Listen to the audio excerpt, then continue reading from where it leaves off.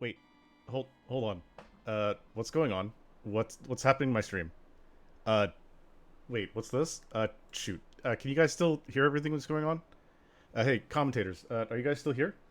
Yeah, I'm here. Yeah, I'm here. yeah. Okay. Seems fine. I mean, All seems right. normal to me. A What do you little mean this bright, seems maybe. normal to you? The thing seems normal here. Okay, give me 1 second. There was an update to OBS. I gotta just get everything working properly. Where is? Should be. Oh, see if we can get the streams up. Perfect. Okay. All right. So, welcome everyone to our Zemus Zone 5 Blue Moon race tonight. We have a wonderful. Wait, hold on. Um. Uh. I think I may have the streams maybe crossed a little bit. Wait. Well, This seems normal to I me, guess we're finally honestly. I don't awake think now. my graphics card can handle this, buddy. Well, we're finally awake. It's been a little bit. So excuse me. Stand by, please stand by. We're getting everything taken care of. Thank you very much. I'm gonna get my commentator team going real quick. Just gotta find the buttons. Possum, don't touch that. Ah, there we go. It's yours, guys. Take it away. We're all good. So, welcome to this Zemus Zone 5 match for the Elder Scrolls 5 Skyrim randomizer for the Super Nintendo Entertainment. Wait a second. Did we swap back to Final Fantasy IV Free Enterprise randomizer?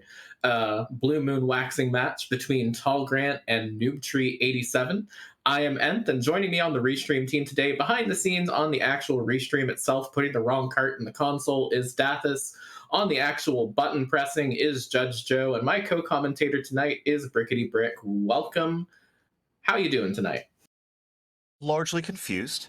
Trying to make sure that my water is in fact just water, and the ibuprofen I took is in fact just ibuprofen. It seems like things are kind of settling in, and what I see now is a little more of what I'm used to. What I was anticipating before that glorious moment earlier is this is going to be a wonderful match. Tall Grant, a relatively new runner. This is his second tournament. And Noob Tree, staying true to the name, this is in fact his first tournament, and tonight is his first restream. So a couple of relatively new runners, but that doesn't mean that we don't have high quality gameplay. They're both in the round of 32. They both won their first round matches. In fact, Tall Grant even had to play in. So I think we can anticipate a wonderful match tonight.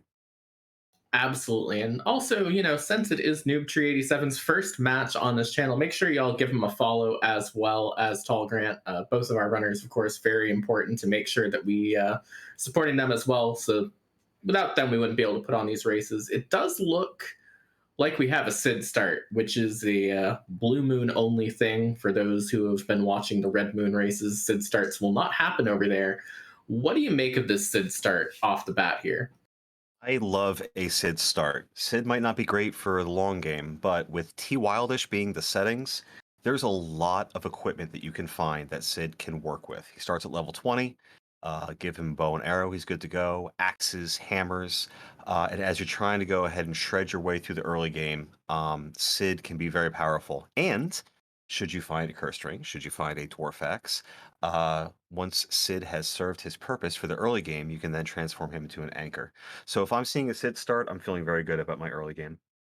Yeah, definitely. And the other bonus of that Sid start too, if you turn him into an anchor later, very, very good chemist for that Z fight, able to tank anything you throw at him, just keep throwing potions, keep everyone alive. It looks like we are off. We'll see who the second character is here, as well as that first boss. And it does look like we do have a Tella alongside, and a Dark Knight Cecil handing over an Hourglass too. So no key item to start with here. Yep, a bit of a AARP start, as I would say. We got some old men doing old men things with their item where they can go ahead and literally just stop and take a break, I suppose. So the obvious implications of Tella, number one, he has exit, which means that doing some looting maybe in Watery Pass, or you don't have to worry about going deep down into Antlion. You can even exit out of Troya should you decide to go ahead and do the free treasury. And of course, should we find an early darkness crystal, the machine grind is always on the table. Definitely. Another thing that sort of strikes me about Attila alongside that also was just touched on in chat as well is that that does kind of in some ways lower the value of that Sid start just a little bit. Tella also a fantastic anchor, tends to have a bit more utility throughout the seed as opposed to just at the start. And if we find strong enough characters, it might be a good argument to get rid of that Tellarite at start. It looks like we are going to have an edge over on Noobtree's side here in the Watery Pass and just a Soma drop from the Bedward. Well, Edge certainly qualifies as a strong character.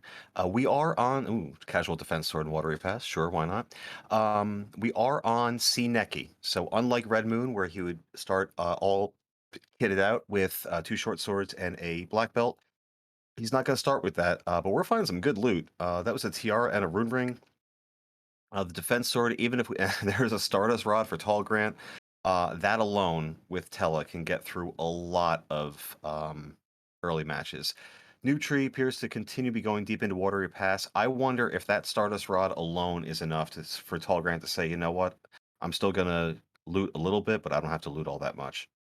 You know, if I were Tallgrant, I would take that Stardust Rod, and like you said, sort of carry through a little bit, but also that Hourglass at the start. If you wanted to be really risky, do a little bit of outside the box looting, you go and grab your first few characters, and then you take a dive into Castle Eblin. You find that first trap chest, you throw an Hourglass at it, you take it down because it's basically free, and hope you land, say, an Adamant Sword or something good for that edge that Noobtree's found, because almost certainly Tallgrant will find that edge as well. That could be something that gives you a big advantage. So I'll be interested to see where that Hourglass gets used and whether or not it gets used for that sort of early loot play. It's a very viable play. You get a lot of levels real quick. Depending on your party members you have, you might even go ahead and get a sling there. Noobtree now has 2 defense swords and a lightsaber. That might be a lot of darts, or that might be some high quality equipment for a cane or maybe a Cecil. As Tallgrant's going to go ahead and go into Watery Pass himself, and a glass hat, which is great early defense. So Noobtree did all of Watery Pass. A newer player, but new enough. The fact that he had Tella with exit, which means he can come out right where he is now. I wonder how much he's going to continue to go ahead and loot. That Stardust Rod was in the free treasury of Troya. You just spend a good amount of time in Watery Pass. It's possible that he doesn't go down there, especially now as he's going down into the Damsian basement. Definitely. I really want our runners to start checking the other character spots because we've got so much that's potentially interesting to find now over on Noobtree's side. Obviously, those defense swords really strong, lightsaber really strong. So if we find the berserkers to back it up, that's going to be great. If not, then I mean, having really good darts for that hook route that we know is guaranteed in this tournament for by that forced hook flag could just be a big enough bonus on its own. That is a child, not someone who can swing a sword. No, it is not. Forgive me, my pixels on my view here are a little rough. I believe that is a Palom. I think I saw some orange cape there. It That's is another indeed.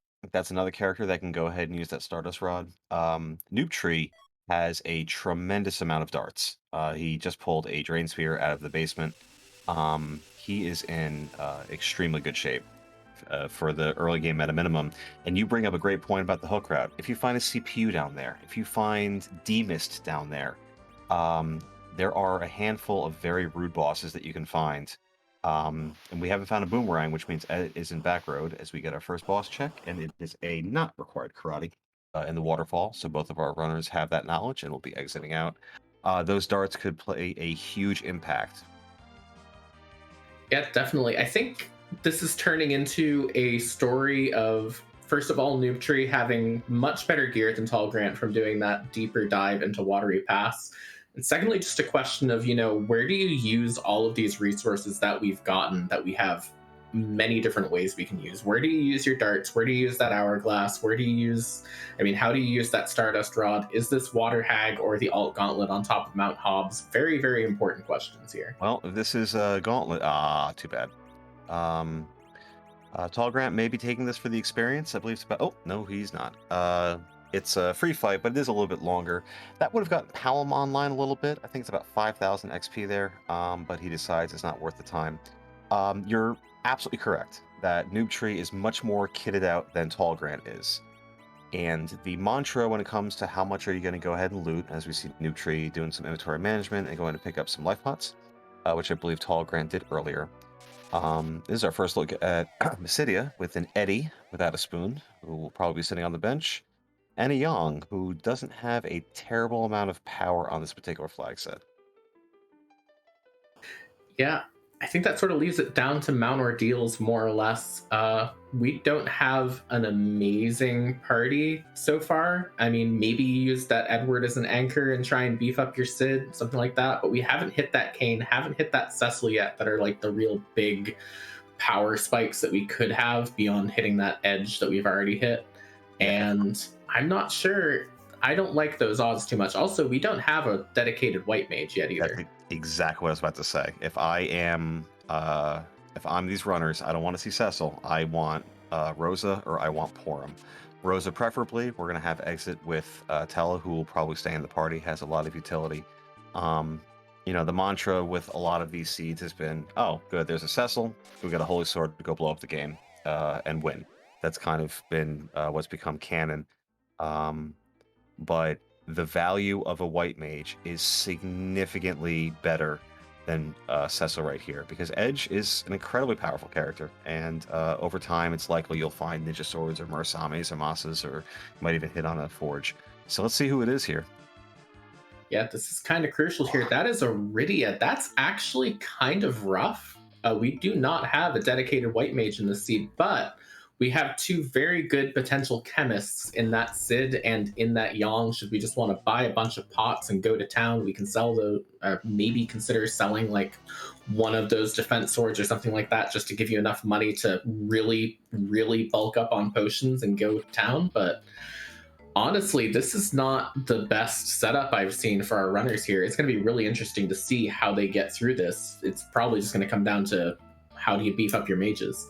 Yeah, I take that Rosa, or excuse me, I take that Rydia, because Ashura, I believe, is only a tier 4, might be a tier 5, but I'm pretty sure it's only a tier 4, which means that it's likely to be for sale in a overworld item shop. Without a real white mage, as we see a turtle here, which can be a little bit rude. We got about a little over 2,000 HP here. These waves doing 4 to 6%. This might be a little trouble for characters not named Edge and Sid, but we'll see what happens. You're going to be looking for Cure 3s anyway, and it's entirely possible that while you're looking for Cure 3s, you might find a Shura. And sure, it's a gamble.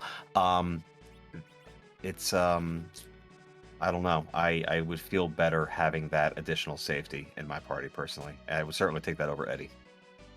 Definitely, and that seems to be the difference between our two runners here. It looks like tallgrant's going to end up with a composition of Tella, Palom, Edge, Edward, and Sid. Noobtree going to end up with the same, except with the Rydia in place of that Edward. I think that's probably a good move here too, because we also don't have any of the bosses that you really think of as like cheesable easily with Edward on our objective pool. We don't have that evil wall. We don't have, say, an Odin that you can sneak around like that. I feel like that Edward is not going to get a ton of value unless we happen to hit on a spoon very early. Well, you just hit on it, right? That spoon, you find an early spoon, and all of a sudden the game completely transforms. 255 attack power, and I believe if Noobtree had kept them, Noobtree had found a glass hat, which would have been a really nice complimentary item for an Eddie. So now we're going to see, did the looting pay off? Noobtree spent more time than Grant did. Grant got to the fight first. And Grant's smart enough to go ahead and anchor with Edge. It was a pretty slow spot, so he got many more turns than Kanatsu did, and he's through. This was a little bit of a slow fight just by the nature of the boss, so he'll probably go ahead and save here. Will we see Noobtree get the time back? Will the fights go faster? You know, you invest the time in the looting, do you get it back in the actual matches? And we'll go ahead and see. Yeah, it's sort of like these flags on the Blue Moon side really remind me of the Adamant Cup flags in that way. If you watched a lot of that, these will seem pretty familiar to you on that basis, where a lot of the races ended up being, you know, how much time do you invest early and how much of a return on that investment do you get? I think Noobtree is not really going to see a return on that investment for a while, just because we're not really hitting points where Tallgrant's having issues, except this Plague at this back attack spot, which can be a bit nasty because it is very quick, as we can see with that wipe on Tallgrant's side. Yeah. This is one of the rudest bosses you can get here. Mom Bomb at this spot is rude because of the explode, and you usually have low HP totals. Odin can be a little rough here. And this fight is just the worst. Noobtree got through that fight at Kanata much faster. And we talked earlier, we're looking for darts. We have about 3,000 HP here or so. You do a couple darts here if you get through, and you're good to go. So this defense sword, and if you can get that Stardust Rod off, this might be enough to go ahead and get through.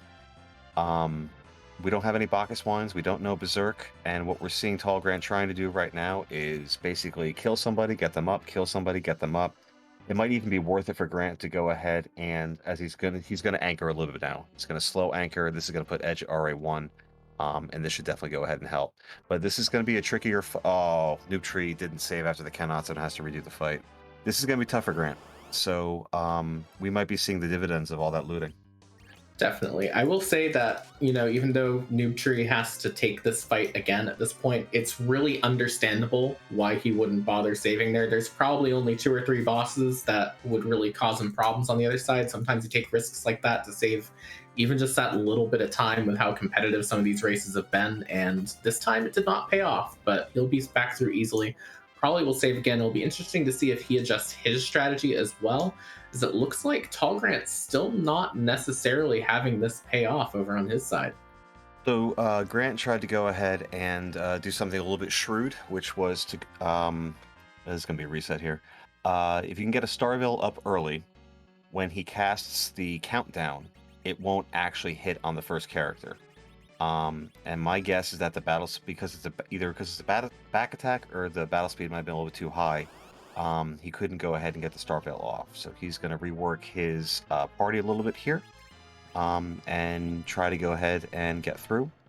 Looking through his inventory, maybe looking for a dart. He's having a hard time getting characters down, so we'll see what he does here. Meanwhile, Noobtree's taking his second crack at it.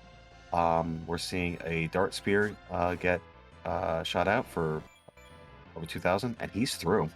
So that looting, it might have felt like a lot, but man, did he hit the jackpot on it. Yeah, I didn't expect it to pay off in terms of just throwing these spears and swords at a giant eyeball, but I guess that works. So he'll be the first through to this crystal room here, first to see the key item on top of Mount Ordeals, and first to see this third boss as well. Very good heads up play there. Tallgrant's still struggling a little bit, but getting a little bit closer each time. It's just a matter of time before he gets through here. For sure. I wonder if he might have thought about maybe taking a Siren or two, which you start with, maybe getting Palm up a little bit higher. You might be able to get him up to Virus, which would help not only with Plague, but also to take out the characters, as unfortunately he has another wipe. Here we find a crystal ring, a lovely piece of gear.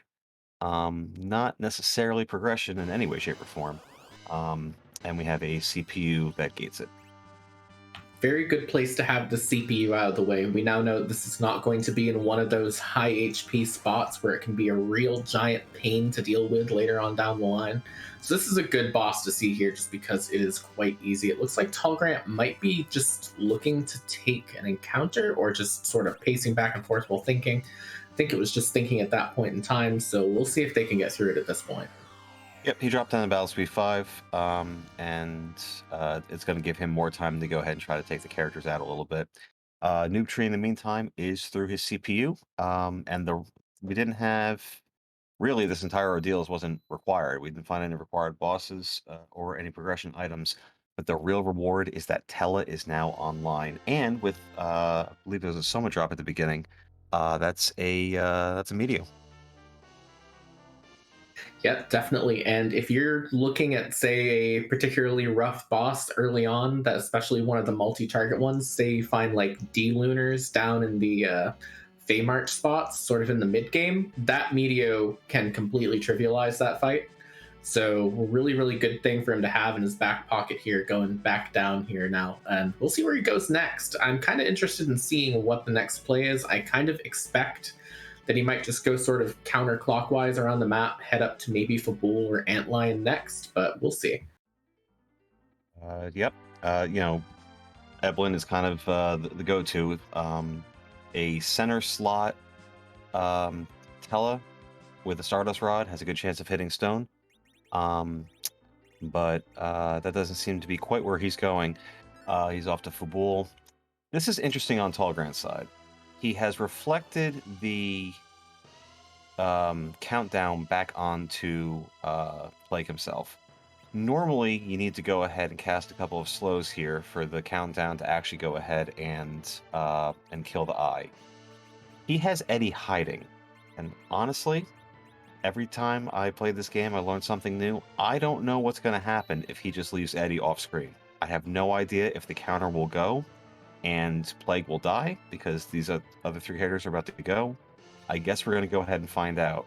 If this works, this is really, really heads up, and it does. What a smart play to go ahead and get through that fight when you don't have a lot of gear. That's huge.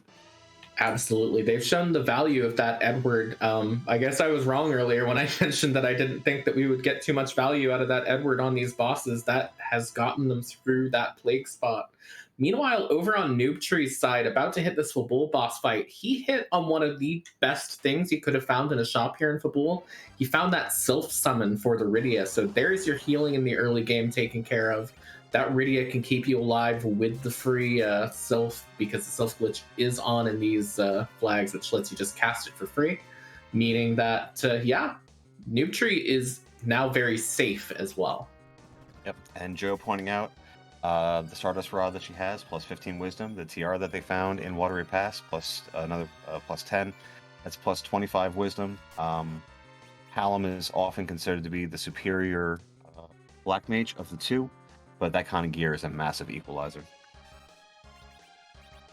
Absolutely, and I think in these flags in particular, where you're restricted to those 7 characters, all of which you kind of know at the beginning of the game, that has kind of made it so that you kind of have to make do with what you have regardless.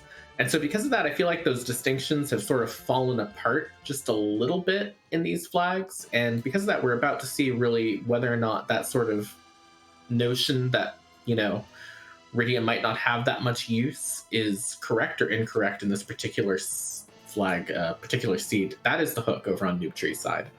That is the hook.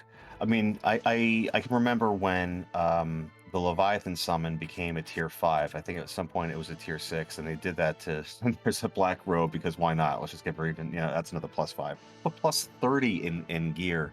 Should he elect to go ahead and put that on Rydia, Hallam, of course, who just learned Virus is also an option. So they wanted to go ahead and give Rydia a buff. But if you are using Sylph as that primary source of healing, that's that's very viable. What I find very interesting about the hook here is with all the looting that Noobtree has done, he has a lot of money. Do you peek the shop? Maybe find some Bacchus wines for Edge, hourglasses, coffins? Would you go in there, or would you go ahead and kind of finish these Sphere Zero checks up first? I keep finishing these up. Noobtree doesn't need anything at this very moment, and I think when you don't really need anything, you don't really have a pressing reason to go into that shop early.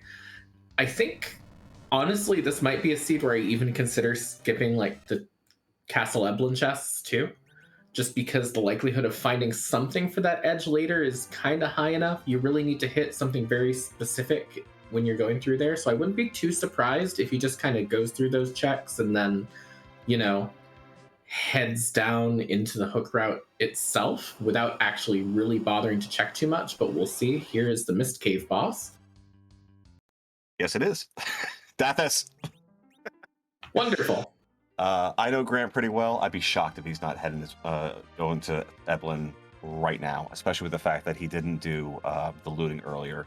He took that Siren to go ahead and get Palm online, and I am shocked. I sit here shocked, I say. I guess with the lack of Cecil, he's not going there. I thought he'd be going there for some gear and some levels. but what do I know? I'm just someone talking about this game. So Grant, following Noobtree's footsteps a little bit, he's gonna have to pick up some time along the way somewhere. Finding Ether 2s, that's good knowledge to have in Baron Inn. Should we find Darkness? Those Ether 2s will go ahead and facilitate a D-Machine grind, should that become appropriate, especially with 2 mages in the party. We find a Baigan. He's continuing to loot. He's finding great stuff. Silk Web, another lightsaber, which is another dark, because we don't have Cecil. And here's Baigan at the Baron 1 spot. Very good place to find Baigan. Very nice place to find Baigan here. I like Bong. Bong is banging. I'm down. Exactly. I'm all about it. He's broken now. A very good place to find a boss that can be really difficult later on in a seed. So another great one to have out of the pool. And there's a guard sprite. Is this our officers? That is French vanilla. My goodness. I guess he bought 10 mute bells at some point, and they're coming in handy. You know, I mean, for me personally, I don't think I would have looted quite the way that Noobtree has, but look at the dividends. Look at the payouts. The things he's had have gotten him through here with no problem. And Joe bringing up another good point in chat. With that deep dive and watery pass, Edge has a mute knife, and these guards are mages. So, you know, my point earlier was, do you get the time back? And I think right now, the answer is a resounding yes, you do. I think it was ZZ4 when Pushball played with a very, very looting heavy strategy throughout most of the tournament. Like really, really, really thorough looting, and got quite deep into the tournament. And it sort of made me realize that in some of these cases, as long as the seed is not the meanest seed in the history of mankind or the kindest seed ever, on your average seed, it might actually lead to enough power as long as it goes deep enough to really give you an advantage. And we haven't seen any of these 8 bosses yet. Everything that we've seen so far is indicating that we're going to have a longer seed. So it is kind of paying off in that. And we'll see if we change that going down into Antline here on Noobtree's side, as tallgrant picking up his hook. And also Noobtree did find that Luca key. Luca key is... interesting check on these flags, because Warp Glitch is on, as we see Tallgrant following through here. It's worth noting, I just want to go back to the fact that Tallgrant did have, he saw Self-Summon and he elected not to pick it up. So he might be thinking that Cure 3s, or perhaps, I guess Cure 3s are going to be his primary source of healing if and when he finds them. He's also got his, as we find Val here, normally rude, but I think we're so fast anchored that we'll get through this 1000 before she even goes into a spin. Not sure what the magic defense is here, but this shouldn't be a problem in the slightest. So another rude boss in a not rude spot. Yeah, we haven't found any of our bosses. The Gauntlet can be terrible in some spots. Ruby can be terrible in some spots. Mom can be terrible in some spots. As Noobtree finds the spoon, which means that Grant is about to find the spoon, and that changes this seed dramatically. Grant looking like an absolute genius right now. First for that plague kill, and now for an Eddie that is going to be very much online. The big question on Tallgrant's side now is the eternal question for any flag set in which you do not have adamant armors on and you have that spoon flag on. How do you keep that Edward alive long enough to do the proper amounts of damage? And that's going to be the big question mark for every fight going forwards from here on out. If Edward just immediately gets knocked out, then that's fine. Noobtree going back for the Edward, getting rid of the Sid. Very interesting play there. That might actually sort of cancel out a good portion of Tallgrant's advantage here. I mean, I would do the same thing. You don't have a lot of power here. I mean, you just don't. You know, if Sirens are for sale early, I think that you try to pick up 30 and just go have 2 Newcasters and blow up the seed. The world famous 30 Sirens and a Dream here. But you don't, you know, there's really no clear way through the hook route right now. If you have a nasty boss of the hook route, Palom doesn't know Quake yet. You have that 1 hourglass. Maybe you're going to go ahead and use that on the 4 Mad Ogre chest, as Tallgrant still needs to get through his Baron Inn. You don't have a lot of power. To answer your question earlier, I almost want to anchor with somebody else to try to get Tella to be able to cast Blink. Back row glitch is on, so we'll go ahead and back row the Bard. But we might be seeing that hourglass being used sooner rather than later to sling Eddie to try to get something on him to get him at least a little bit started. But he's a glass cannon. A lot of power, but one shot from just about anything, and he's going down. Here's the real big question about that hourglass to me at the moment. Unless we find hourglasses in this shop, which go into the sell menu first, so we're going to be taking an extra moment before we find that. Is it worth holding on to that hourglass in case you hit one of the bosses on this hook route that can be quite nasty without it? The big one that I think of is Dark Imps at, honestly, either spot. There's the hourglasses. This is all academic now, but there are a lot of bosses still on the table that can be kind of trivialized by those hourglasses, Dark Imps, Calcabrina, that it might have been worth holding on to that 1 hourglass for, but at this point it doesn't matter. We've bought 10 more. Listen, those elixirs, as we have a HP run out, you love to see it on Tallgrant's side. Those elixirs to me are very interesting. I know Noobtree bought 10 hourglasses. I don't know that you need 10. On these flags, I like to have a bunch. If you find the gauntlet at a root spot where you can hourglass some things, finds a 3rd defense sword, my goodness, and a big bomb. I wonder if he's looking for the Staleman chest here to go ahead and get Eddie online. As he finds it, whether he's looking for it or not, he found it. I would have invested in a couple of elixirs. Because those can kind of be a bit of an emergency when we still don't really have a legitimate white mage here. Definitely, it's even if you don't pick some up now, it's definitely something worth writing down on whatever form of note-taking that you might have, or in your brain. If you just remember everything, that those elixirs are there. Because not only, is that your healing, that's a good way of, sort of dual purposing a little bit. You can always use those to get your Tella back up. If you don't have a whole bunch of Ether 2s, you can use that to get your mages back online without necessarily using tents later on if you're just running low on MP, that sort of thing. They have a lot of uses that aren't, optimal uses of those elixirs, but they can still get you out of a bind. So the versatility there, very important. Another crystal ring over on Noobtree's side. Which is just great defense in case this King Queen spot and this also potential for Heroine Robe, a Dragon Wave Rydia. That could be interesting as well. Tallgrant picked up a couple Ether 2s. You have to, well, I don't think I'm not terribly worried about this hook route. King Queen could still be rough. You get a spot like, well, I guess Dark Imps now is free, but you put a nasty boss in there, that could be a bit of an issue. But the hook route is not going to be any problem. King Queen completely free bosses are on. Tallgrant bought a couple Ether 2s. If we find darkness sooner rather than later, you have to imagine D Machine's going to be on coming soon. Yeah, I think honestly at the point where we find Darkness Crystal for either runner, it's going to be D Machine time.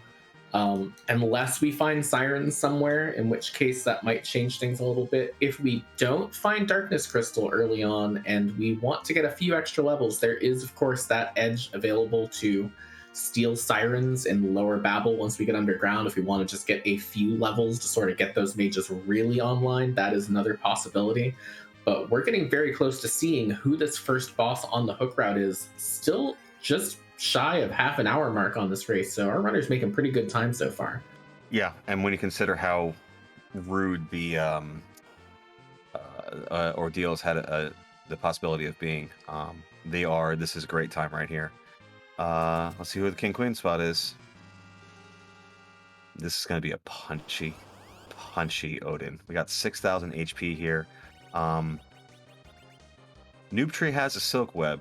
You almost wonder if Thunderstruck strats might be the way to go here. This is going to be chopping people down quite a bit. A Tele Anchor is great, but the agility is not 1 like if he's cursed. We'll see what he does here. He's got quite a bit of damage out already. Maybe a dart here to get through. Yeah, honestly, if you're sitting on 3 light swords and you're not going to find a Cecil, you might as well throw them at the first threatening thing's face. And here we are. This is first real threatening thing. The Sylph summon might still end up taking him down here, but it's a bit close. There it is. That is it. Noobtree. That's a, I know he's a relatively new runner, but that's a really, really nice job. And you pointed out that really shrewd pickup of Sylph, which tallgrant did not do. So we'll see how much that impacts things.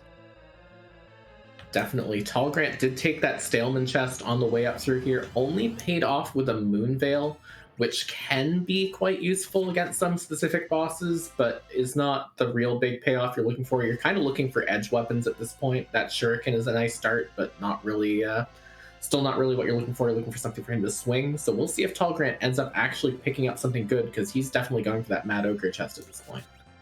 He is, and it's a good thing that he is. He's gonna have a harder time getting through that fight than Noobtree did. He's probably gonna really need some solid RNG here. I also wonder if we haven't found any Bacchus wine. Eddie Bacchus would really help. When you see the King Queen in the ruby spot, you might think, we'll just get through the King Queen and it's fine. He has the hourglass. He's going to go ahead and use it. He has the mute knife. Actually, I don't know if he has the mute knife or not, but they can kill these bosses without any real problem. But I wonder if he's going to think to go ahead and steal a couple Bacchus wines, because that might be his way to go ahead and get through this fight. I know I would be very tempted too. So much of tallgrant's strategy relies around getting that Edward online and swinging. And I feel like if you're going to have Spoonward here at all, you kind of really need him to be berserked. Because if he's not skipping the queue to really get that damage out extra fast, then every single round is an existential threat to him even staying alive. It does not look like he's going to be going for that, though. Off-slot Stone does not land. It does not. It also doesn't give Tell the opportunity to go ahead and stay as an anchor. I'm a little surprised at this particular strategy. But at 33 minutes, Noobtree is down. That's a great time, as we see a surprise, not required Octomam at the top of Lower Babel. So we're underground, and we still have yet to see a required boss. I almost wonder if tallgrant is still gambling on Bacchus wines at this point, and his eventual goal with that Tella is to get rid of him if he doesn't find a cursed ring, and pick up that Rydia that he's left in the tower, who's going to be basically the perfect anchor for endgame a bit later, and use that to carry through. I don't think it's necessarily the most optimal strategy, but it is a way you can get around the anchoring problem later if you're in his position, and if the cards land in the right way. Yeah, you threw a stop on to Sid. Not quite sure what that was about. Have to ask him about that if he does an interview. There are Cure 3s. Noobtree going down, only picking up 10. Man, it was me. There it is. There it is. I would go back and buy a whole lot more. And tallgrant went through that so quickly. I don't know what he got. Forgive me. From there, from the Mad Ogre chest. But that Cure 3 shop is going to be huge. These items, and he knows it too. You see him selling the farm. He now has a total of 30, which I think is a very solid number. I know he's going to want Bacchus wines and sirens and all of that, but I don't disagree with this decision in the slightest.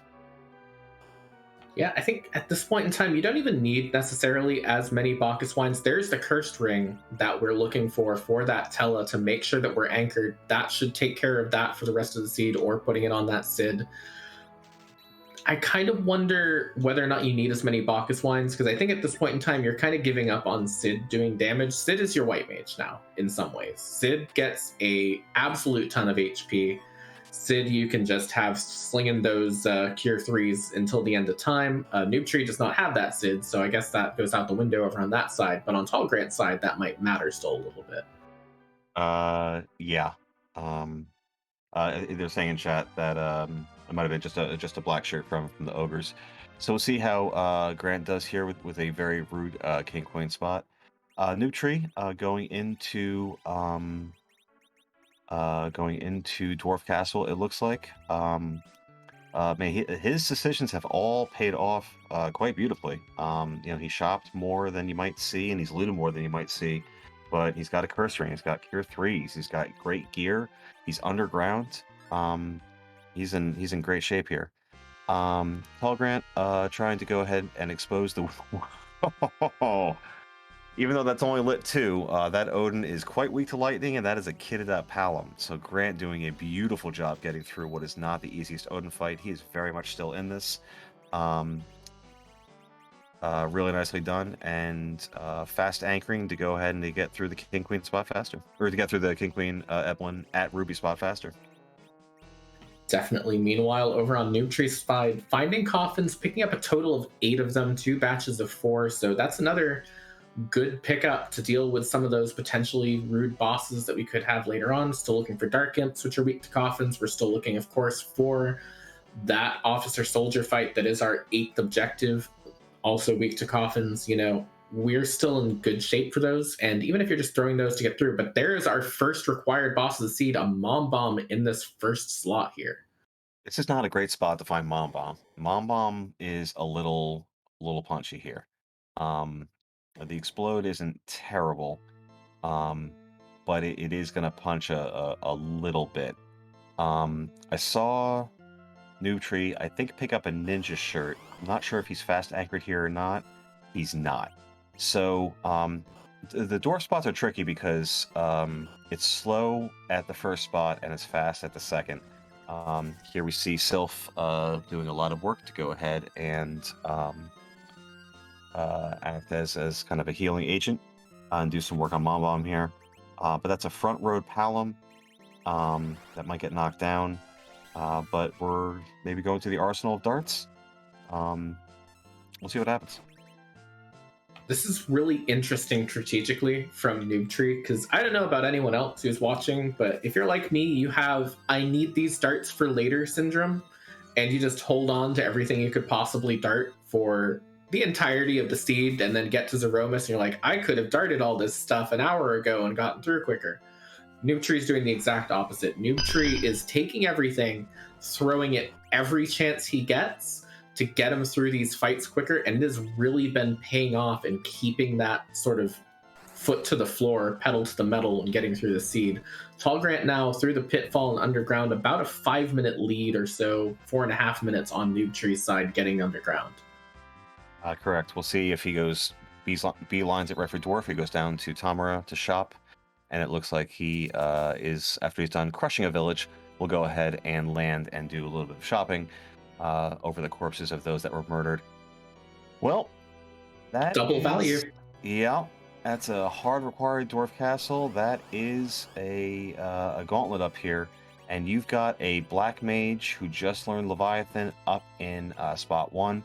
I'd be tempted to go ahead and see if Virus would go ahead and kill. The cast time would be faster, but he's in great shape, being able to go ahead and do AOE with your top actor here. Definitely.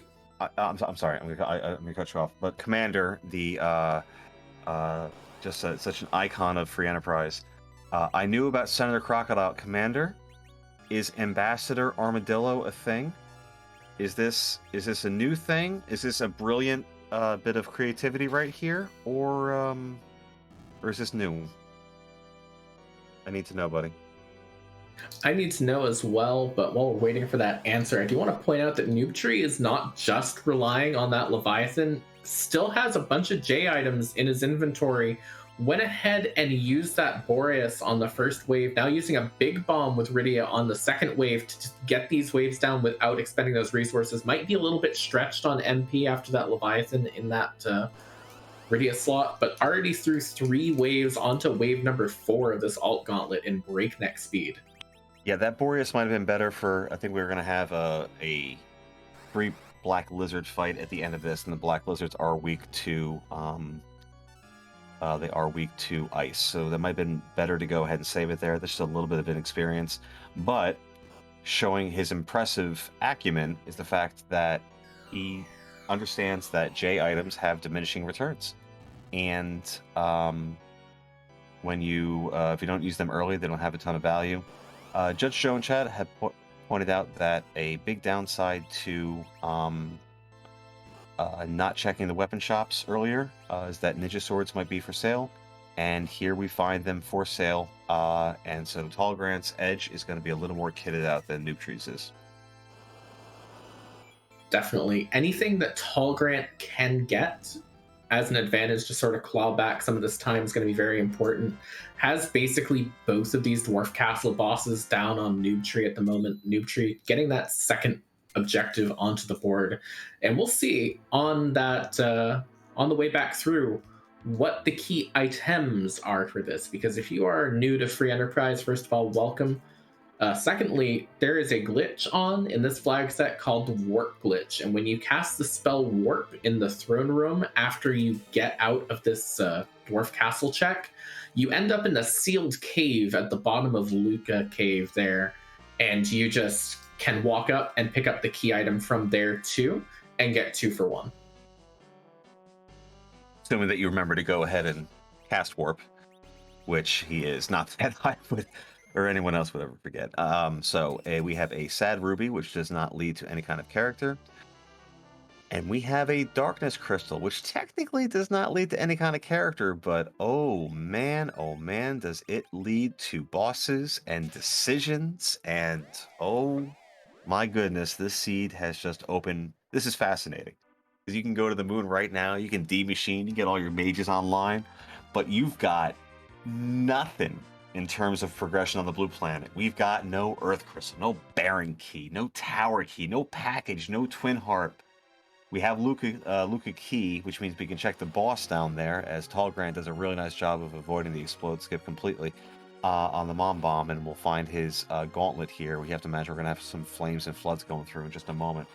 But when seeds are not linear, you're opening up for divergence. When you're on boss hunts, you're really opening up for divergence. I have absolutely no idea what's going to happen in the seed, and I am here for it.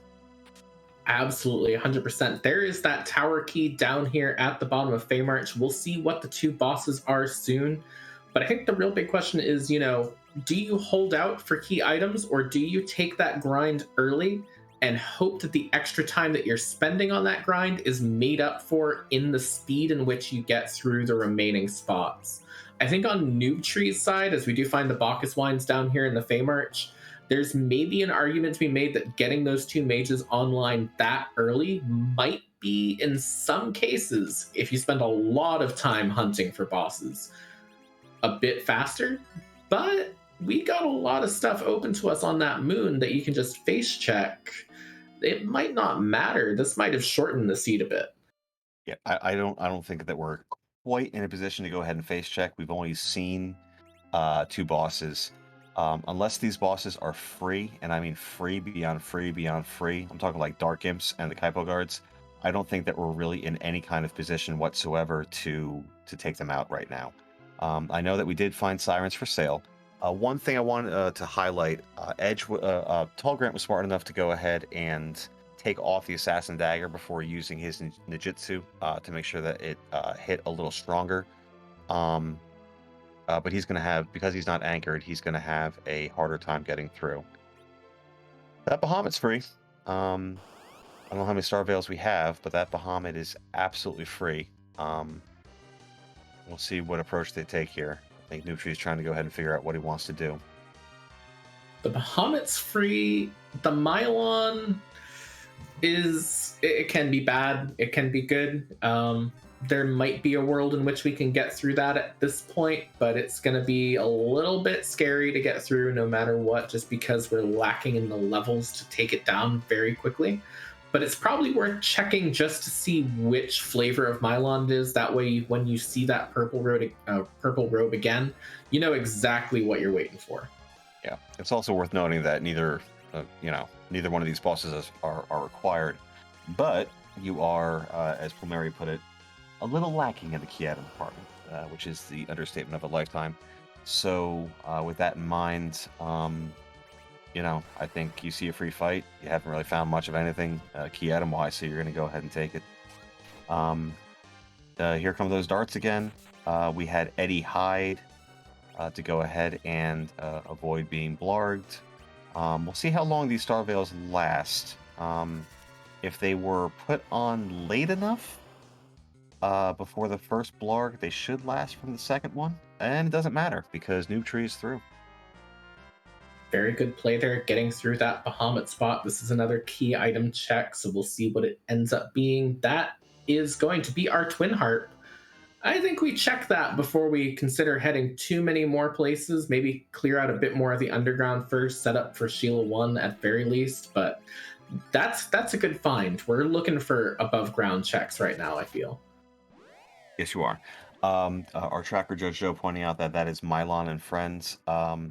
One Leviathan takes out those, takes out the friends, but it's not a free fight in the slightest. And it's going to be time consuming too, because every time you strike Mylon, you get what is not a terribly low lit 1 response, and there's a total of I think 35,000 HP there. It's divvied up a little bit, but that's a very slow fight right now. You have access to sirens, you can D-machine grind. That might be a comeback and do this fast when everybody has nuke.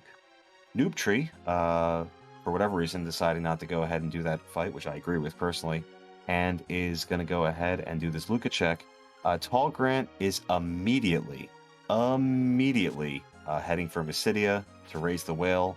I know that we only have 5 key items, but what I think we're about to go ahead and see is a slung Rydia to nuke.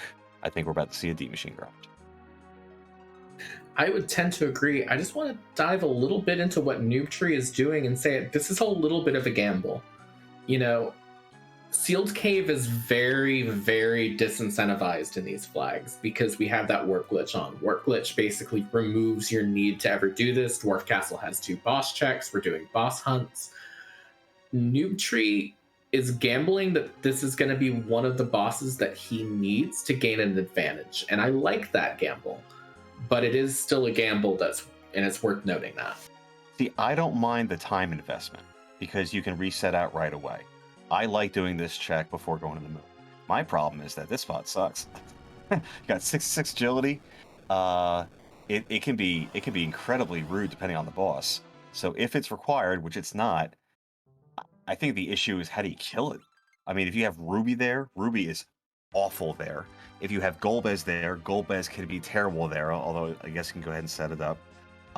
Luge can be a little rough there because the lasers are going to do more than you might think. If you find the wrong required boss there, you're going to have a very difficult time getting through it. So, personally, I like the check. It didn't pay out. He did lose a minute as Grant's getting set up here. So, to your point, that risk is not rewarded. But that could have been a little tricky for a slightly different reason. Definitely. It does look like Noobtree, while Tallgrant is still heading over here to potentially set up for their grind, it does look like Noobtree is going to be going ahead and cashing in that tower key. And at very least, we'll know who this boss is in the Super Cannon room. Probably just going to clear out both here. That Octoman can be annoying, but not too scary. That Evil Wall's not required, but will fall over once punched once in the face. Yep. So this Evil Wall, if you're going to find Evil Wall, is a great spot to find it. Noobtree, really following progression that you can't possibly argue with. You need key items. You have access to both bosses up here. We know that the top of tower was not required, but we're going to go ahead and get maybe a little bit of progression, maybe find a Baron key, maybe find an Earth Crystal, find access to more Blue Moon bosses. Tallgrant did not do any kind of step manipulation off of Baron, which means that he's going to be going ahead and doing a step manipulation on Baron. I wonder if he's going to go ahead and peek the Elements boss first before he does that. But either way, with the key items that he has, it's going to be 6 D-machines plus 6 life glitches to go ahead and get ready up to nuke.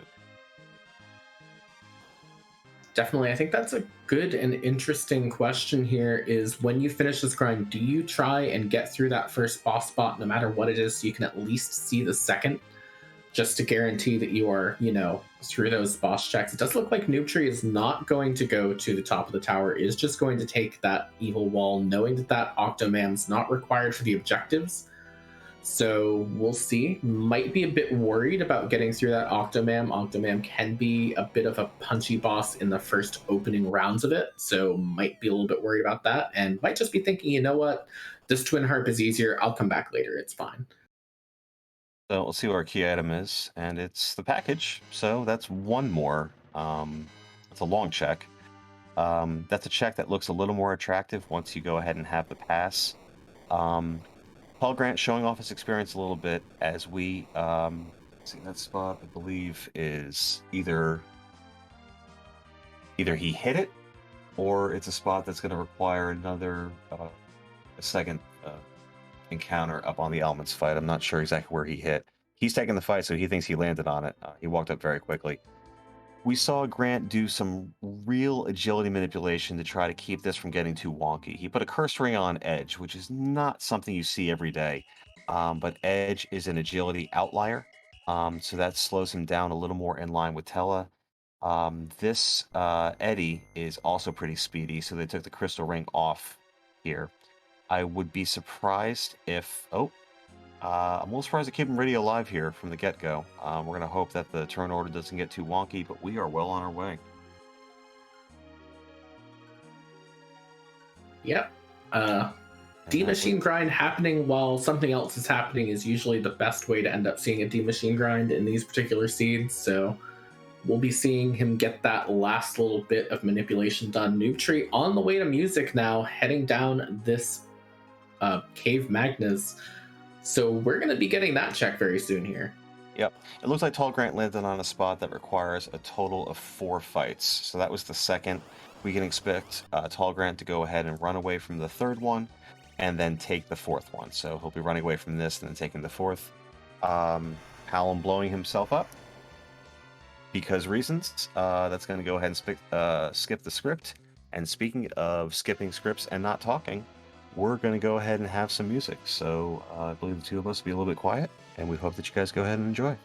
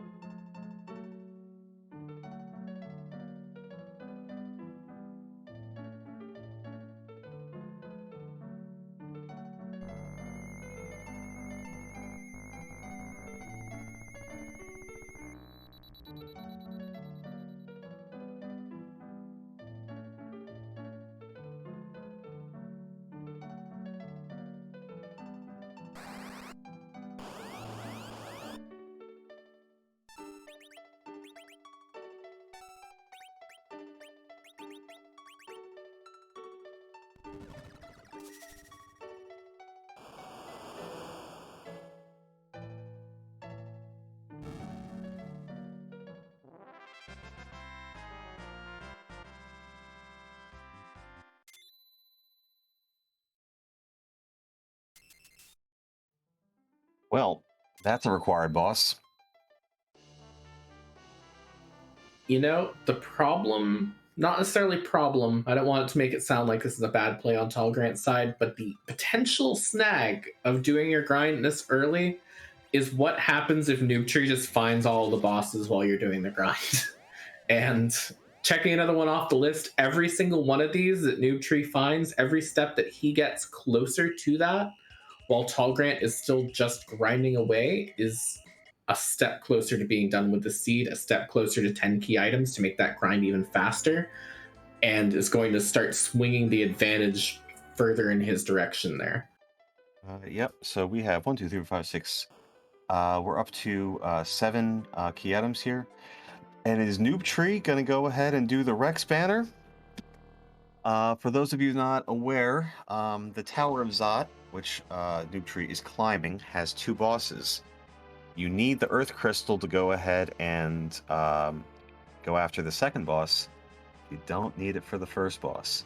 So we're going to go ahead and get in the same way that Luca is a fairly quick walk down to go ahead and check the boss, this is a fairly quick walk down as well to check the boss at Zot 1.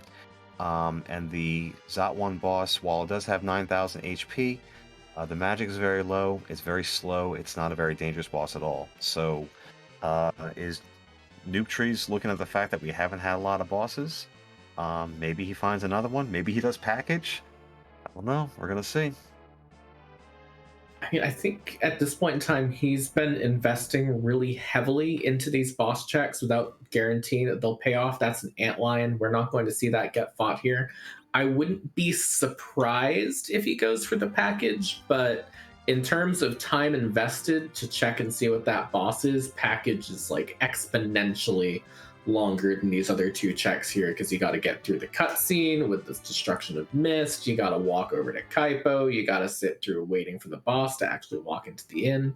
So it looks like he's just going to be going ahead and raising the whale and possibly heading up to the moon or heading to his grind. His grind might be on the moon. I'm not sure how many sirens he bought. He does have a lot of hourglasses. Gold dragons are a popular grind for where his levels, his key items are at. It would be 90,000 a pop. If it's me, that spoon eventually is just going to start one-shotting eggs. He's got to have a lot of money still. I just buy, if I'm going to the moon, I'm going to just do a lot of grinding down there and then start to go ahead and take through these bosses, because we're still missing a lot of progression. We don't have access to Zot 2, that is one unknown boss. We don't have access to Baron Key, which is top and bottom. And actually, as I'm saying this out loud, that's only 3 bosses that we don't have access to. I might be wrong. Maybe face checking is the way to go. I think it's really hard to say, because I think you kind of are tempted to get through some of these bosses while you're up here, if not just because if you find an easy boss while you're face checking, you definitely take that. You take the free experience, you just walk through. But there is a certain temptation to me to want to get to that 10 key items and then do a grind, if at all possible. So I think in this case, I maybe consider, running down to the bottom of the moon if I'm going to face check anyways, check those first couple of bosses, see if they're going to be free or something I can do, and then go grind, hoping that maybe the ribbon room just spikes you 2 key items right there. Well, there are sirens. Electing not to sell the defense sword, I would sell that thing in a heartbeat to go ahead and try to get our grind up here. I know he probably wants the dart, but if you get your mages up, you're in good shape. We've seen a lot of free bosses already. We saw Water Hag, we saw Baron Guards, we saw King Queen Evelyn. If he still has his Tella, Tella knows Life 2. And a particular grind that I absolutely love is a Life 2 grind of what we know are required Kaipo guards. If you find them at a certain spot and he has 1,000,000 hourglasses, you could do your grind. You could bring back the officer over and over and over and over again. Keep freezing them with the hourglasses. You don't really need the hourglasses that much anyway. You need them for your grind. Gauntlets out of the table, and we don't really have any, maybe Dims at a root spot, but you don't need as many hourglasses as he has. That would be a really cheeky and shrewd grind as he continues to loot, probably looking maybe for more money for sirens. There's a lot of things that could be done here. Speaking of those dark imps, they're going to punch, but he does have the hourglasses. As long as you get the hourglass off, this is a free fight, 100%. This is what I would refer to as a free in quotation marks fight. So we'll see if he can get through here. There is every chance to just everything goes wrong in this fight, and he takes a couple of attempts at it, but this should be it. There is the hourglass queued up on Iridia. Let's see what happens here. Doing the hourglass first, which is smart. I would almost let these imps punch first, which is exactly what he's doing. But down goes the anchor, no problem. This way, he doesn't lose a coffin by queuing it up. A little fast on the take there. He loses the opportunity to life glitch. The Bahamut spot is the least XP of all the moon spots, so it's not the end of the world, but these characters are so low level that, every little bit would go ahead and help. Tallgrant, I think just about done. I have not been counting the D machines here. But we are going to go ahead and life glitch the second one. We're going to coffin the third one. And there's a decent chance we find some progression here. Some kind of key item. Definitely, but 46,000 XP, still going to get a few levels closer to that nuke on both sides. There's the tier 3 elemental spells, I believe, onto Palom at this point. Let's see what we've got from this spot. That's a pass. That is a very good thing to have, but it's not what you're looking for. It doesn't count as a key item for the purposes of hitting those 10 key items for the XP boost. It's really just there to get you to the end boss and say, you know, if you can get through the moon now, you don't ever have to come back. But it also makes it a lot more likely that you might go ahead and start face checking now. My big thing is his levels. He has some sirens. If he's going to grind or when he's going to grind, he could have done some grinding right there because gold dragons could have been spawned on that level. You're only missing access to 3 bosses. You can get to everything else. The giant's going to be tricky. These moon fights are going to be tricky as he's going to go ahead and get an HP and probably an MP fill on the other side as well. But having the pass means that, you know, if you go back to the package or you go back to Baron Key or what have you, you don't have to rewalk the LST depending on the bosses that you find and the progression that you find. So, Judge Joe pointing out in chat that he might be really hoping for 10 key items. Maybe. These fights are tough. I know Spoonward has power, and I know that Riddy is kitted out and all of that. These are not going to be easy fights to go ahead and get through. He is anchored, so he's got that. I'm very curious to see what fights he chooses to take and how he's going to go ahead and get through them. Definitely. There's a question in chat. Is Will Sleep faster or slower than hitting both spots inside? Probably a little bit faster, but it's probably not quite enough to make a huge difference in the end. One thing worth noting is I just kind of want to look at Noobtree's strategy on like the whole seed and like that. And what strikes me about it is that he took a lot of that looting early. He played it really, really safe early on, so you could take all of the risks from this point onwards. You know, just go to the moon, check everything, don't bother grinding yet, get as much of this done as possible, finds a Leviathan, this should be manageable here. It's a really interesting way of playing these flags where you just try and get that early advantage and just try and compound it as much as possible. Yeah, I mean, he got the time back and then some. And there's, you know, the defense roll that he didn't sell, as we see a Spider-Man Leviathan meme going over here as Grant finishes his D-Machine grind. So we'll see who's at the vanilla element spot. You know, he played it safe. He got a lot of stuff, and now he's using a lot of stuff, and all of that stuff is enabling him to go ahead and take on moon bosses. Look at the HP totals. They're low. They're very low. But, you know, something he went out of his way to buy is a self-summon. And there, you know, to your point earlier, now he's using that for an HP refill. The HP totals are just high enough to go ahead and kind of survive these Ice 2s that are coming out. You can't, I mean, the strategy's worked. It hasn't been, you know, we've seen a lot more aggressive play from other runners, but how can you can't say anything bad about it because it's worked beautifully. Absolutely, and I think no matter what happens, because this race is still very wide open, we see a Sparkle over on Tallgrant's side, so we know this won't be a required boss, but what's it going to be? An Ogo Pogo? No thanks. Giant is, we're letting that last spot go. We might even check the package before we come back here.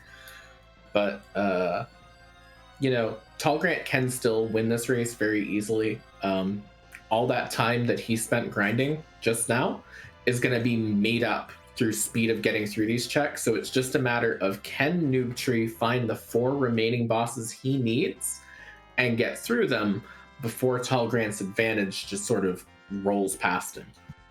Yep. And we'll be curious to see. That's a complete miss for Noobtree, so that feels bad.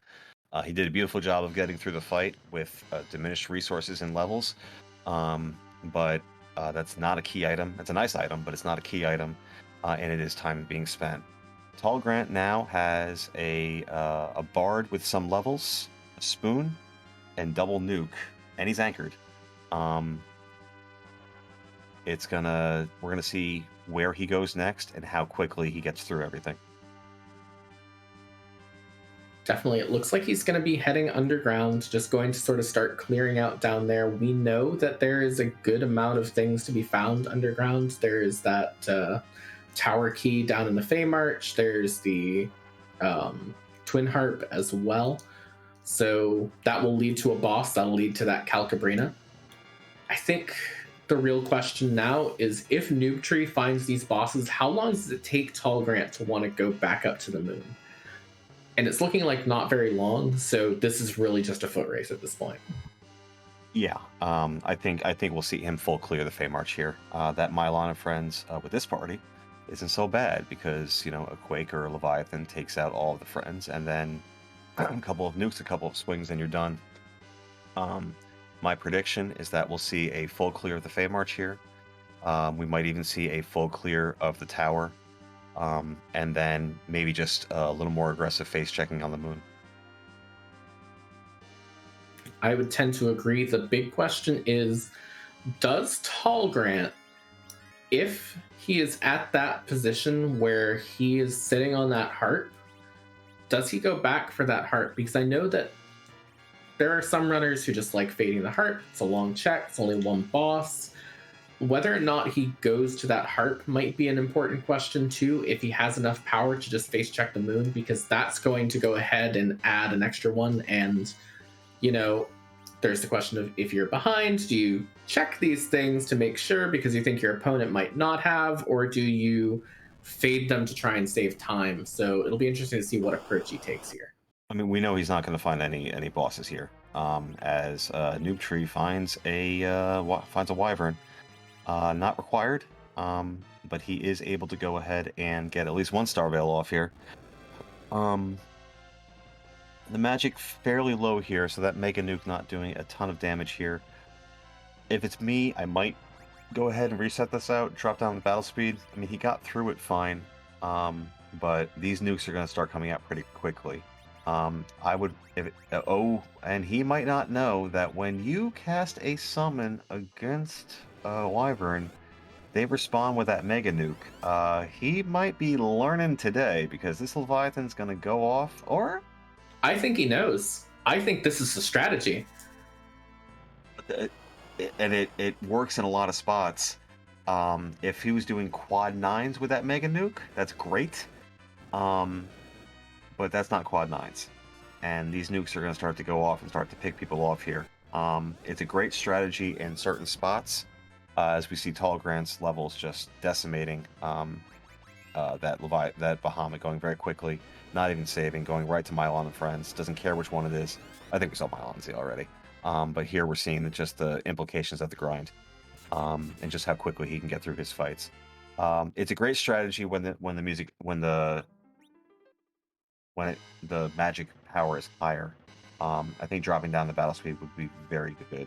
But he's electing just to go to the river instead. Yeah, I mean, you don't need to take that boss right away. There is required boss number 4. There is that officer soldier spot in exactly the space where you want to see it. The spot where you can life glitch that officer, get a absolute ton of experience out of it. This is a huge bonus for Noobtree here. If he goes back, and it doesn't look like he's going to, if he goes back and he drops down the battle speed dramatically, you could get 2, maybe even 3 life glitches here. Nice swoon proc there too for Edge. There's 100,000 XP here with the key item distribution that he has. If you get 2 life glitches there, and he'll get a life glitch here on one of the soldiers, you could get a ton of levels and put yourself in a much stronger position for both the Vanilla Masa spot and the Vanilla Crystal Sword spot, which are very, very difficult bosses. But that being said, he still gets just under 200k, which is nothing to sneeze at. And this makes Grant's D-Machine grind a little less effective.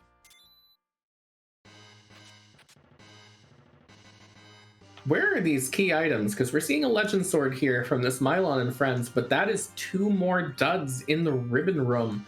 It's looking increasingly likely that Noobtree will not have 10 key items by the time he leaves the moon, and that could be quite unfortunate, especially if he'd maybe planned on, say, clearing out this moon and then maybe doing a giant grind on the way back down. That's a possibility that has to be a bit concerning on Noobtree's side of things, because you don't want to do a giant grind with only 9 key items or 8 key items. So we'll see if that ends up changing his strategy here. Meanwhile, Tallgrant looking like he's going to climb this tower now that he is through that Fey March and has that Legend Sword in hand. Yep. Noobtree finding a very required Golbez. So the Moons got at least two bosses here. This is going to put Noobtree up to 5. He might just want to go ahead and reset now. Just reset and get everyone good to go here. I guess we have Crystal Rings on, which are going to go ahead and avoid this. If he can get down to Eddie's turn, Eddie can just go ahead and hide, get a Veil up. The magic's very high here. Golbez will kill himself. It's a lot of XP, and we'll be at 5 bosses for Noobtree. Let's see who Shadow takes out. That is Rydia, and Rydia alone from the looks of it. Yep, he's in very, very, very good shape. Tallgrant going to go ahead and take on this Evil Wall. I have no problem. I imagine he'll go to the top of tower and take out Octomam as well. So we might see an additional key item there. Baron Key would be of note, as would Earth Crystal. Tallgrant doesn't know about the pass being a Cave Bahamut. I think it's likely that we see more clearing of Blue Planet before he goes up to the moon. Definitely, and he needs those key items to be Earth Crystal and Baron Key just a little bit, because those are things that Noobtree is not going to find for quite a while, and any advantage that Noobtree has is pretty much neutralized if, say, exactly 2 bosses are in locations that he does not have access to, and access to them is still bound back on the Blue Planet. So this is a potential out for Tallgrant too. If he does hit one of those, that could be something that leads to basically him being a bit behind to him being way ahead. Yeah. I mean, if we look at the damage output here, I mean, his edge for all of his looting is not doing that much. As Golbez is going to go down, good amount of experience for both Edge and Eddie. He needs his he really needs his characters up to Nuke to go ahead and take on Z. So that Avenger is nice for a different party. I love an Avenger. It's just either money or another dart. So Noobtree, normally that spot can give a lot of XP, but between the fact that it was split between Shadow and Golbez, and really the big issue is that we still don't have 10 key items, really missing out on an XP opportunity there, probably heading up to the Crystal Sword Altar. We have an opportunity for there to be 3 bosses up on the moon, which is a little more loaded than we're used to seeing. But we've also seen a lot of spots. So we here, watching and sitting in the proverbial booth, know that it's more and more likely to go ahead and find a boss up here as Tallgrant very quickly takes out that Octomam. If we're down to one boss for Noobtree, this gets real interesting. Well, there's a power shirt on top of tower, so Tallgrant is not going to get anything more out of this. The only outs remaining at this point are Sheila checks, Crystal Sword Altar, and that White Spear Altar that Noobtree has decided to walk away from at this point, that has that at this point. Everything has to be behind chains for the most part. We are still missing Pan, we're still missing Rat Tail, we're still missing Baron, we're still missing Earth Crystal. Whoever finds those first could have a huge advantage, unless we find these bosses before we find that, in which case whoever doesn't find it might be better. But there's Magus Sisters. That's a pretty good place to have them because the spot has fairly low magic, but not the boss that Noobtree's looking for. Right. The Cindy's going to punch quite a bit, or miss, commentator's curse. But yeah, the magic here is next to nothing. So this is a great spot to find them. Again, this is another opportunity for XP. That 10 key items would be great, and it just hasn't really happened. So this Leviathan, pretty decent damage there. I think the Quake takes out the outside 2 sisters. That'll give enough time for the just the one for Tell to go through. Here we see the quality of that Mute Knife. We'll see if Sandy is charming at all, but this Magus Sister fight is pretty close to being done. Ooh, Cursed Tell can't quite kill himself. Eddie kills Goodbye Anchor, unless he has a cursed ring. I know that we saw one for sale. I don't know that Noobtree has one or not. If he doesn't, that has huge implications. I'm pretty sure he did pick up that cursed ring, so it's a bit unideal. There's a magma key. That's not the key item we're looking for. Progress is either behind Sheila 1 or behind that white spear altar. This is huge, especially with Noobtree walking away from it. But at least at the 1 hour and 15-minute mark, we do have our underground access. We can get underground now. You got to give the people what they want, Nth, right? Yeah. We said it. Tallgrant's going to find his disappointing information over at Luca. He did set up Sheila 1, which I'm not sure that Noobtree did. If you're Noobtree, where are you going? I'm a little surprised that he didn't go back and finish that Wyvern. If you're Noobtree, the only places left to you are Feymarch and Sheila 1. I am tempted to say that he goes to Sheila 1 first and sets that up and goes and takes the free key item to get there.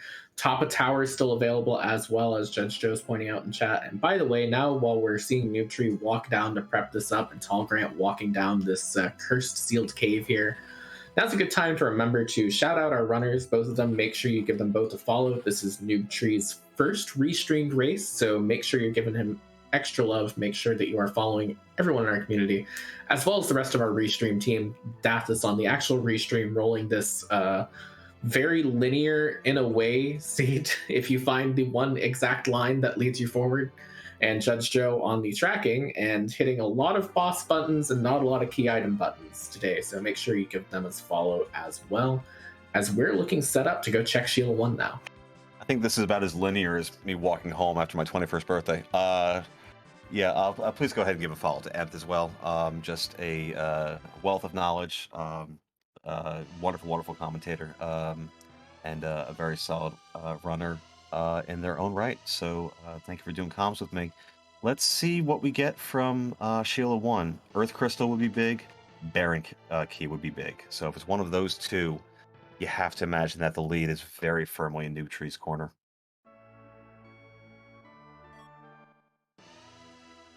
It's the White Spear Altar. It's it could be White Spear Altar. Oh yeah, it is. You're 100% right. Noobtree, took the time to go ahead and full clear everything except that.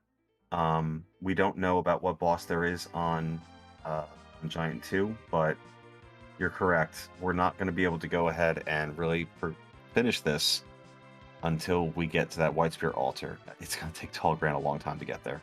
Noobtree's checking the package. I was just about to say the only way that Wyvern is not required is if 2 out of these 3 bosses, if this Rubicant, this Luge, and Asura, if 2 of them are at exactly package and Giant 2, in which case we don't need to go past that Wyvern. But it's a very low chance, but Noobtree's going to take the risk. Yeah, at this point, you can't really hedge your bets all that much when it comes to free enterprise. Like if you fade something, you gotta commit to the fade. We know that Noobtree has such a lead that he could probably go back and just get it done. But this is absolutely the right decision. If you check it here, you're gonna head off to the moon. The moon feels a little bad, still stuck at at 9 key items. Or no, he just got the Advent Rock, so he's up to 10 now. So the Giant might end up being his grind. Unfortunately for him, Ogo is rough there, just rough beyond rough. Especially when you don't have a ton of melee damage. I know that he has an Eddy, but we don't have a white mage to go ahead and cast Blink. And direct spells result in a flame counter. So even if this is boss number 6, and that's just a huge, a boost for Noobtree, as Tallgrant is going into Cave Magnus and will find his 3rd boss. Getting through that Ogo at these levels with this party is not guaranteed.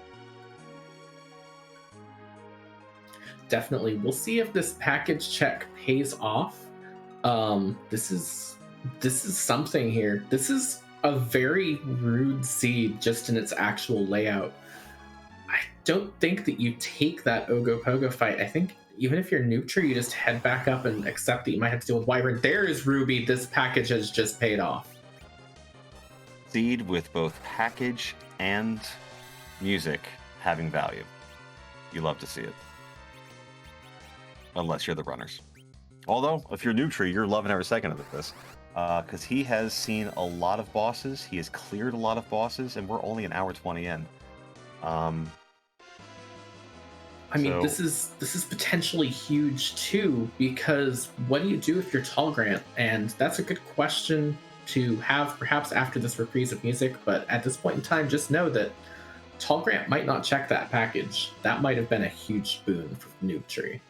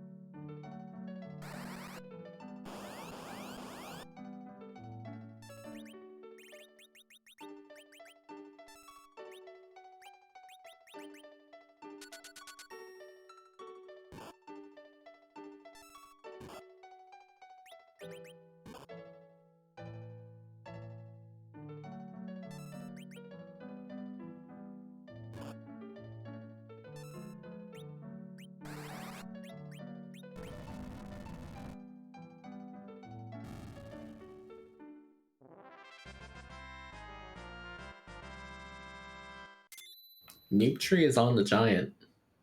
Is he going to try and take a quick grind to get a few more levels, or is he just going to check bosses? This is potentially quite consequential, because if that CPU spot is exactly Asura or Luge, and if he can get through that Ogopogo, this could be a decision that wins him the race right here. Yep. This Ogo fight with this party is rough. He's anchored. It looks like he's doing a little bit of save scumming. So I wonder if he's going to duck out of this if it's not what he wants it to be. This is not what he's going to want it to be. If he tries to take this on, it's not impossible. It's doable. You have a decent edge, and you do have a spoon word. But without a traditional white mage, this is just... I can't think off the top of my head of a boss that you want to see less than this with this party right now. This is brutal. At least out of the bosses remaining, yes. If we can go back in time and move some bosses around, maybe are a bit less happy to see like a Wyvern here with the massive health pool. But out of everything we got left, yeah. I'm going to cut you off for 1 second. I just saw a Moonveil in Noobtree's inventory, and that could be pretty significant. You can use that Moonveil to go ahead and have a permanent blink cast on the whole time. You can reflect spells using that, and then you just need to keep other people alive enough to go ahead and keep tossing those Cure 3s. Remember, we bought 30 of them. That Moonveil could really help. But he's off to the races here. He's doing pretty good so far. 65,000 HP here. He's probably through about 10 already. Absolutely. I think it's worth noting beyond just, what if this boss is one of the required bosses and Noobtree has just basically finished the seed by doing this Ogopogo, is that I don't think tallgrant's going to go back to the giant. I think tallgrant will probably go through the Wyvern once he gets back to the moon, but we know that Wyvern is gating progress no matter what. It is either this boss is here or that Wyvern is gating both of the remaining bosses. Noobtree just having that one boss advantage from the package is actually going to be huge if those bosses are buried deep enough in that chain, because Noobtree only needs to find one. Yeah, this is a definite advantage of Noobtree right now. We have a Sylph Summon coming out, which is going to heal, I guess, up a little bit. We'll then lose a quarter of the health back from the flame, unless we have a protect ring on or something to go ahead and kind of tone down a little bit. Not quite sure where we are in the damage. I haven't been counting. He's making good progress. Making very good progress. That Palm's getting punched a little bit. But those Cure 3s keep coming out. Buying 30 of them might have seemed a little silly early on, but man, is it paying dividends right now. Let's see if this is a single or a double. This is a double, so that'll be half the health. Hallam goes down, Rydia stays alive, Edge is hanging on by a thread. That Cure 3 is gonna miss. Eddie's good for a little while. And now the only chemist we have is Rydia. If Rydia gets hit exactly here, we might be in a little bit of trouble. But Noobtree's taking a lot of damage here. Down goes Edge. We're starting to get a little bit dangerous now. We've got a bit of a foot race here. We'll see what happens. Absolutely, and the Rydia is going to live through the punch here. Must have some sort of protective gear on to help protect against this Ogopogo with that punch there. Maybe has, I think he might have found a glass hat earlier, and she might have that on. Is through the Ogopogo. Man, for someone new on their first restream, they are putting on an amazing show of just figuring it out based off of what they've got. You cannot say enough about the performance of Noobtree today. Absolutely. And, while we're also saying that, I do want to note, too, that tallgrant has been playing very impressively as well. It's just that every decision that he has made has ended up being not quite the right one for this seed compared to what Noobtree has done. And it's just a rando kind of thing. But, tallgrant has been around for a while, is a very impressive runner in his own right. Noobtree basically coming out of nowhere, first time we've ever seen him on Restream and putting on this good of a show is also very impressive. We'll see if that Ogopogo pays off. We're looking for a Shura or Luge here. If it's one of those two, it's a big hole for tallgrant to try to climb out of. And it's only a dark elf. Well, what's interesting about this now is that Noobtree knows or is not 100% certain about where his progression has to be. He's going to warp out of here, I guess, to go ahead and keep the experience, which is smart. We know that he needs to go to the White Spear altar. He hasn't done Mylon Z. He hasn't done Top of Tower. And we talked earlier about if you're going to fade something, go ahead and kind of commit to your fades. This is opening the door wide open for Grant. He's very disincentivized to go anywhere near that Ogo. He's not going to want any piece of that. He's probably going to take that Cave Bahamut fight. He's probably going to get his pass. It's likely that he'll check the package before he takes that giant because he knows how long that fight is going to be. So it doesn't look like Noobtree is going back to the moon. It looks like he's going to go ahead and file his underground chains, which makes all the sense in the world. But this opens this. This is a race again. It looked like Noobtree was in the driver's seat, and now you have a very powered Grant who's about to go ahead and blow up the moon. I don't know what's about to happen. I think what it's going to come down to is where in those key item chains that we know have to come out of this Wyvern are those two remaining bosses. If that Wyvern leads to, say, an Earth Crystal, and we have, say, Asura up there in that boss spot, or Luge up there in that boss spot, then Noobtree is going to hit that the second he gets back down to the blue planet and be ready to go into the Zeromus fight. And if the other one is buried way at the end of the chain, say you got to go through Pan and Rat Tail to actually get to Baron, and it's buried down in Baron, maybe even down in the Odin spot, which you might check. Well, actually, you probably would check the Odin spot first in this case, but it's not the point. Then that is reopening the window for Noobtree to win. So this is completely up in the air, probably based on where those bosses are in this chain that we're going to see once Tallgrant gets out of here.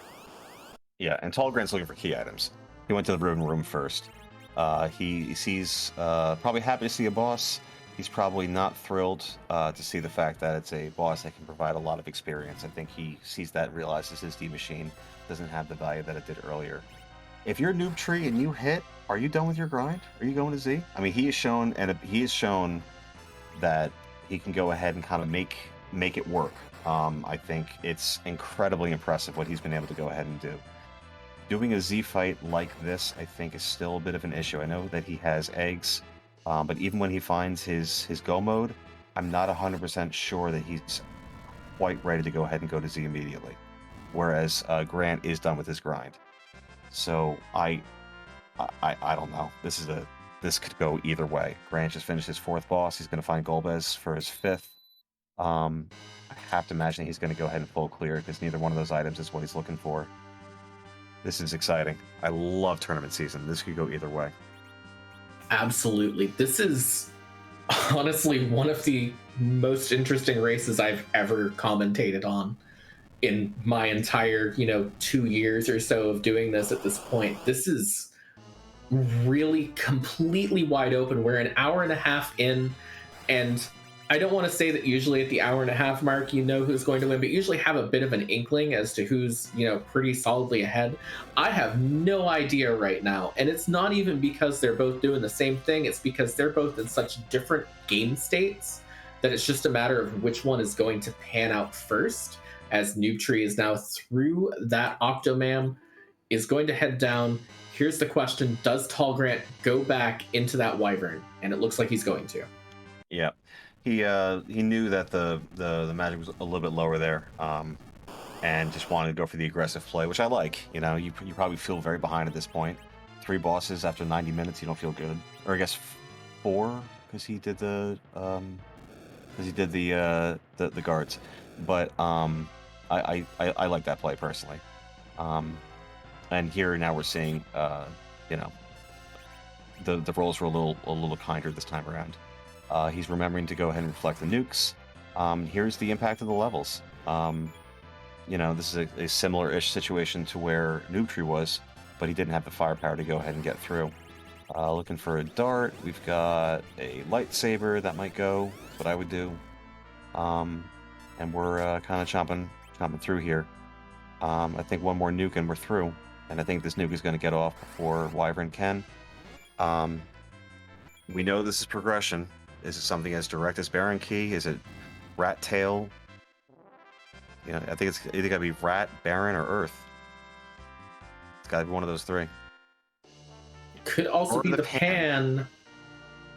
Oh, the pan is spicy because the pan is the only option left. Well, not the only option. Pan and Baron Key are the only 2 potential forks in this chain.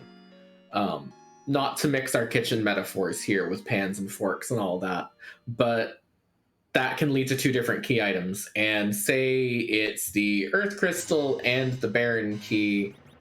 That's spicy. That is a question of which one do you go down first, and that decision might decide the race here. Okay, here's what I love right now. Tallgrant's about to go down to the Massa Altar. Okay? I don't know if he doesn't have cure pots or whatever, but he didn't heal up Eddie. I think that Eddie is going to go ahead and run away when the fight starts, which is perfect because it's Golbez. That is a distinct possibility. I know it is a bit RNG whether or not he actually runs away at the start of each turn, and we'll see here what will he do as we get this first Starveil queued up from Palom, another one queued up from Rydia. We're going to have these Starveils off before we go. Even when all you have to do is run away, he is the worst. The worst. They go out of their way to give him a spoon because that makes sense for him to go ahead and have some value when all you have to do is run away. All you have to do is run away. And what does he not do? What does he not do? He doesn't run away. The worst hero in the history of heroes. Unbelievable. But what is believable is Noobtree is now through that Mylon, and Noobtree is not taking any extra time getting through these fights that tallgrant did not take. That grind has kind of, in a way, stopped paying the dividends that it did before. I know these aren't really huge fights, but maybe the speed is kind of equalizing a little bit. Noobtree knows that he needs to go back to that Wyvern, can just run down there. Tallgrant, I believe, has not yet checked that Crystal Sword altar. It looks like Noobtree's going to do a grind first, though. Yep, so he got his, so he was 1, 2, 3, 4, 5, 6. Yeah, so, I wonder if he forges here. There's probably, on the off chance that you hit an edge weapon, it might go ahead and pay off. We've seen him be very, very, very, thorough with his shopping, with his looting. I wonder if that trend would go ahead and continue into here. Wisely using the coffins here, unsure if Eddie's going to go ahead and one-shot. I don't know if he kept the power shirt. I forget where they found one. But a Spoonword power shirt Eddie should be able to go ahead and kind of one-shot the eggs. But just playing a little safe with the coffin, which I like. Definitely. The power shirt, I believe, was the Octoman, so I believe we've kept that just through sheer force of needing to check the super cannon key item. So that's a distinct possibility. Although I don't know. Noobtree did earlier. Now I'm unsure. But this grind is equalizing tallgrant's advantage. The question is, how quickly does tallgrant get up to that crystal sword altar? And again, when does he find those two bosses? It's still a foot race, but the problem is we won't know the answer for another 5-10 minutes at this rate. The other thing is that if I have the pan, I'm not checking the package. I'm not going to the package. I have the pan. That's another 2 key item checks. So, I think the fact that it's the pan, and the fact that just the package in general had a boss, I think he just remembered that he can go ahead and warp and save a little bit of time here. So that might be what this is. And he's just saying that to heck with it and going. I don't see him checking. Also, he still hasn't been to Cave Bahamut because he doesn't have the pass. I don't see him checking the package terribly soon, depending on what the pan provides. If the pan doesn't have a branch and it has only Baron Key or only Earth Crystal, then yes, I think he might go ahead and only check one of those. Although it's got to be likely, if not certain, that he'll have access to both Baron and Earth by the time he's done with the pan turn-in, because all the other key items are terminal. I guess Rat Tail. But I wouldn't be shocked if he last locations pass, which would be very, very bad for him. So as I'm thinking about all this, I think it still might be advantage Noobtree, as he's got to be heading back to the moon. I think when you're looking at boss hunts that are 7 out of 8 like this, you kind of have to look at it, and I've talked about this in some other streams too, in terms of what spots am I willing to fade? Because you get one free fade. If you do everything else in the seed, no matter what, if you fade that one thing, you will still hit those 7 bosses. And I think for basically every runner, for the most part, that's package. Noobtree not letting that be package could be a game-winning move here. Normally, it is a very, very safe play to leave that package off and not bother, but this could be that one time when it doesn't work. And I don't want to make it sound like, Noobtree is lucking out if he wins. If he wins this race, he is absolutely deserving of it. There's a Thor's Hammer. That's not what we're looking for. But it is going to be a lot on the basis of that package play. Yeah. Sometimes you think about who you're going up against. Noobtree, I can't speak for him, and it's certainly something I think we have a lot of things that we can ask him when the interview comes in. But for me personally, as a relatively new runner, been playing for a little over a year, if I'm going against some of the big names that we have in this community, if I try to go ahead and do what I know that they're going to do, I'm going to lose because they're going to do it faster.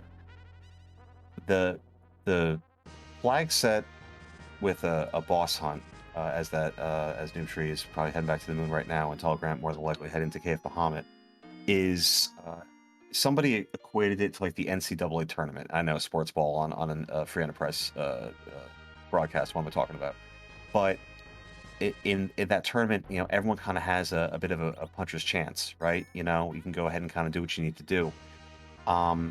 The fact that you can look for bosses anywhere, tallgrant not doing Cave Bahamut, not going to get that pass, that's enormous.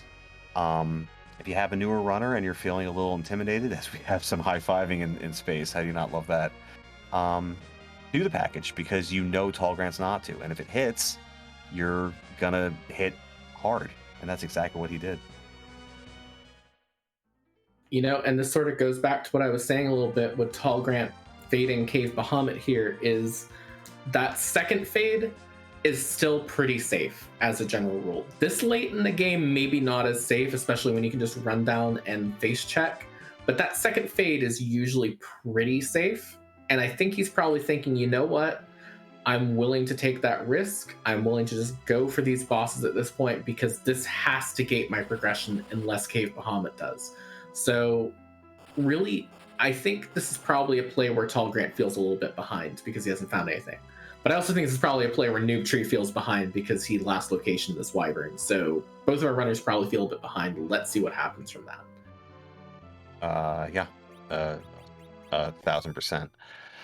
So, Tallgrant's going to be the first to show us our Panbunk. It could be a Zonk, it could be not, because we still have Shield 2 on the table. Let's see what we get. Yeah, you don't really care about that right now.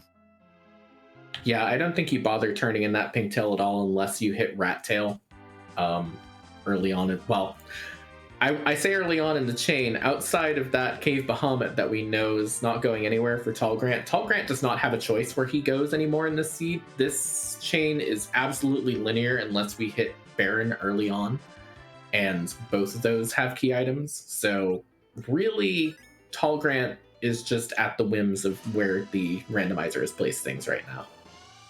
Yep. So Noobtree saving. He's let's see what he does with the battle speed here. There it is. Put it down to 5. His grind is done. He is in position to go ahead and take out that wyvern. I don't anticipate too many problems. Still has plenty of cure 3s. Of course. Of course. I mean, you Because said we you want to can't do the rat tail and pink tail at the same time, right? I just gave them to you. Behind one key item. You're welcome. I don't know if y'all heard the god voice in our ears, but Dathis is saying you're welcome early so that you can go ahead and turn in both the pink and rat tail.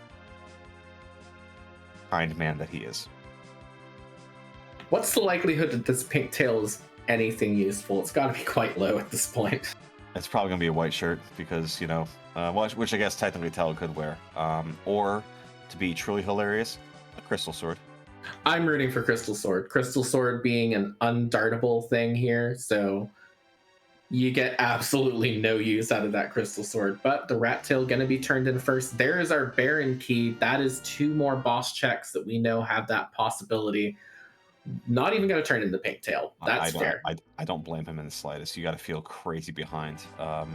You know, with a lot of these Blue Moon seeds, you know, you can see times as Elvin Sorrow had a seed that he finished like an hour and 8 minutes, which was crazy jetty. You know, and if you look at the asyncs, you see, you know, obviously every seed's different. This seed is awful. This seed is a dumpster fire. But the you know, you kind of shoot for like an hour and a half, right? That's kind of your metric, which is fair, and it's not. Did he save outside Baron? I guess there's really nothing that scares you though, right? You already seen Wyvern, you already seen Golbez. Like, I don't think there's anything that really scares you. So he's just going. It'll be curious to see if after he does the Baiken spot, if he goes to the top or the bottom first. But there's no question in my mind that both of these runs have to feel incredibly behind. Yeah, I'm trying to think of what bosses are even left, and it's like Asura, Lugae, D-Lunars, Yeah, and pull my Elements. Emo tracker. Did we see Elements? We have not seen Elements. We saw Ruby. We have not seen Elements, but Noobtree on his way back to turn in this pan now. So Tallgrant in a little bit of a lead here on this chain, but he has to find 2 bosses. Noobtree only has to find 1. So if one of these first 2 bosses is one of the bosses we're looking for, which is highly likely, Noobtree is probably in the lead right now. Yeah, that edge is not back road. He is so fast anchored, and this spot is so slow. He's realizing that he's just got to go ahead and take out the DKC. All right, so at some point, he's going to go ahead and get Earth Crystal, whether it's from the top or from the bottom. He's already checked Zot 1. Okay, he's already checked Zot 1. So, if he finds a boss here, and he gets down to 1 boss, because he's already checked Zot 1, do you think it's possible he checks the package as well? There's Elements. That's going to be, he doesn't know about Ruby either. This is going to be a real gut punch for him. I feel absolutely awful for him, because that's just going to feel terrible right now. I think there's a world that exists where instead of going through Zot, where you know the first boss isn't required, that you check package first. I think so too, but I think also if you check package first here, Noobtree probably is going to win this race if that's the case. It's hard to say. Obviously, Z is the big neutralizer no matter what. There's no guarantees, especially when you're running a mage heavy strategy, which both of our runners are running. And especially when you have no white mage to deal with all the damage, that Zeromus fight is going to be spicy, but Noobtree will have a large advantage, I think, if that package is forced. Yep. Well, we know that we'll see what kind of key item we get here. We're still missing Earth Crystal, and that's it, right? We saw the Magma Key. So it's either going to be Earth Crystal or a Zonk. You know he's going to go right down to the basement. So having that Earth Crystal means that he's definitely going to hard reset out of this if the basement's not required. So there's a possibility he's going to find our 6th boss, or it could be behind Zot 2. We've seen everything else. What a nightmare of a seed. Fun for us. Terrible for our runners. I think this has to be one of our bosses at this point. Well, no, we haven't seen Zot 2. We know Pac. Well, yeah, but we're missing 2. Oh, true.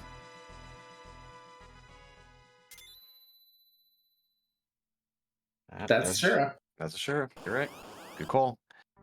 So, Noobtree has to go through Baron, all of it. He is going to go ahead and turn the pink tail. See what we get here. Of course. Of course, of course. Seed is ever so hilarious. Not putting a wall up on a Shura. Just trying to do power overwhelming and hope that we go ahead and get through this quickly. And then Tallgrant has a decision to make. Not having the pass is really, really, really big right now, which feels a little bad, especially since the boss was free over there. It wouldn't have taken that long. So I think that Noobtree is ahead by a couple of minutes. I think it is likely that Noobtree gets into the Z fight first. I think that Noobtree still has a Silk Web, which will be very handy for mage strats. But absolutely anything can happen. But at the moment, we do have tied bosses 6-6, and we'll see if Tallgrant decides to go package or decides to go Zot 2. Well, there are also 2 other things to consider here on Tallgrant's side is whether or not he might consider, do I need to get through the Giant? I think Giant is pretty much the last thing he'll do. I think package is more likely than Giant at this point. Do I go back up and do Cave Bahamut when I know I have to walk the rest of the moon? Do I take that risk over doing package at that point in time? These are all questions that are worth noting. Tallgrant hopping on the airship, and we'll see what his answer is right here.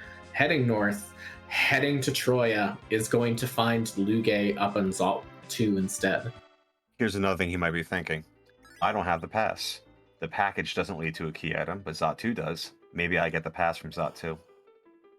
Absolutely. I think that's probably the real game decider here, beyond just package being a bit slow, is just the chance of finding paths means that this is not even it might be faster to get through here than package. It's if it lands exactly right, this is minutes shaved off of my time here. Mm-hmm. And for Tallgrant, it's gonna be a shame. It's a real boost for Noobtree, because not only does it take longer to get through all of this, but it's also Lugae, which is, it's going to be in Zot 2, which is a very fast spot, so you want to go ahead and be anchored for it.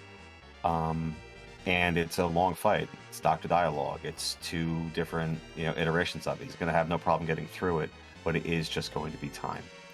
So, Noobtree, very much, I'd probably say, the long walk down the LST, I'd say Noobtree probably has about a 4-minute head start. And Tallgrant is going to really need to go ahead and have it's going to have a Z weight from Noobtree in order to stay alive here. Definitely. I mean, it's such an interesting situation that we've landed in here. This Elements fight will not take long for Noobtree at all.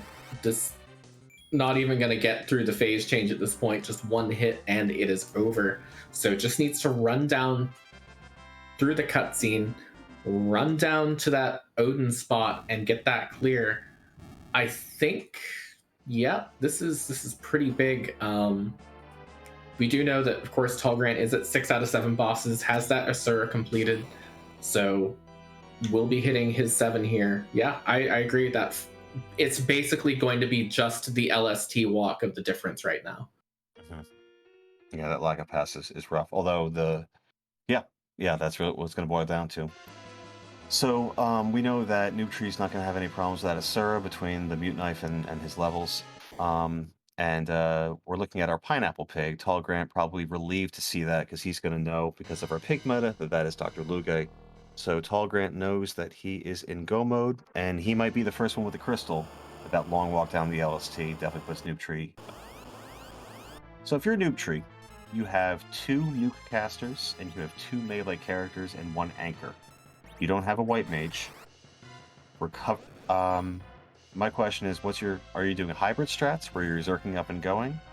Or are you going to go ahead and go full reflect, which might be a little bit tricky to go ahead and get everything in with only 1 big bang? I kind of think that you probably want to go the safer option, which to me is potentially reflect strats at this point in time. Just because having that edge not berserked with his HP pool is actually going to be potentially quite important. Maybe you swing with that Edward quite a bit, you dart some stuff with edge, but using edge as a chemist in this fight to me is a safer route than going hybrid strats. His HP totals are enough to go ahead and survive through. I think with the ability to go ahead and dart and a couple of spoons and a couple of spoon swings, I think reflect strats are very much on the table should he go ahead and elect to go ahead and do that. For those of you that are not aware of what we're talking about, Zeromus has a built-in HP refill. And when he gets to 61,000 HP, it refills and ends up being about 112,000. Murasame is a nice grab for the edge there, as Tallgrant is in go mode and will start to walk down the LST. As long as you do not directly attack him at or beyond the 45,000 HP mark, when he gets to 61,000, he will just very simply go ahead and die. So you try to reflect spells. The last shot can be direct. This is not a guaranteed fight if he goes full reflect, and honestly, it's not even a guaranteed fight if he goes hybrid too, because he's going to have to probably nerf some big bangs also. So Noobtree's going to get into the Z fight. Tallgrant's going to get there in maybe about 2 minutes or so, 2 minutes, 2:15. So probably put about a 2-minute head start. This is far from over. It's going to take a wipe from Noobtree. But Z fights are never guaranteed. We've seen it on a restream many, many times. It could take a wipe from Noobtree, but it could also take, say Noobtree goes hybrid strats and Tallgrant goes reflect strats. If that reflect fight is faster by any order of magnitude here, Tallgrant could, in theory, make this quite close just through that, because that Z fight can be quite long. Big Bang animation alone feels like it lasts forever when you're in a situation like this, pushing the 2-hour mark on the seed. So, there's even possibilities in the fight without that wipe for Noobtree to, I don't want to say lose the race here, but not succeed is probably more accurate. But yeah, this is going to be very, very tight. I mean, neither Z fight is guaranteed. But speaking of Z fight, Nth, what's up with all these Z flags in the chat? So for those of you who are new around here, welcome. It's great to have you. Make yourself comfortable. Join the Discord, whatever. We have a great community. And one of the things in the community we have is we have our memes. And one of the things that we have for memes is our Zeromus. Zeromus cannot be moved. It's technically challenging and be way too difficult. And he's just too iconic in this spot. So instead we randomize his appearance, which does lead to a very, very important question that we have coming up here when this crystal is thrown. And do you want to take that question tonight? I'd be happy to. Whose butt are we going to kick tonight? And that's going to be followed by a million other questions about, does it have a hat? Is it a cute butt? Does it play an instrument? Is mayonnaise an instrument?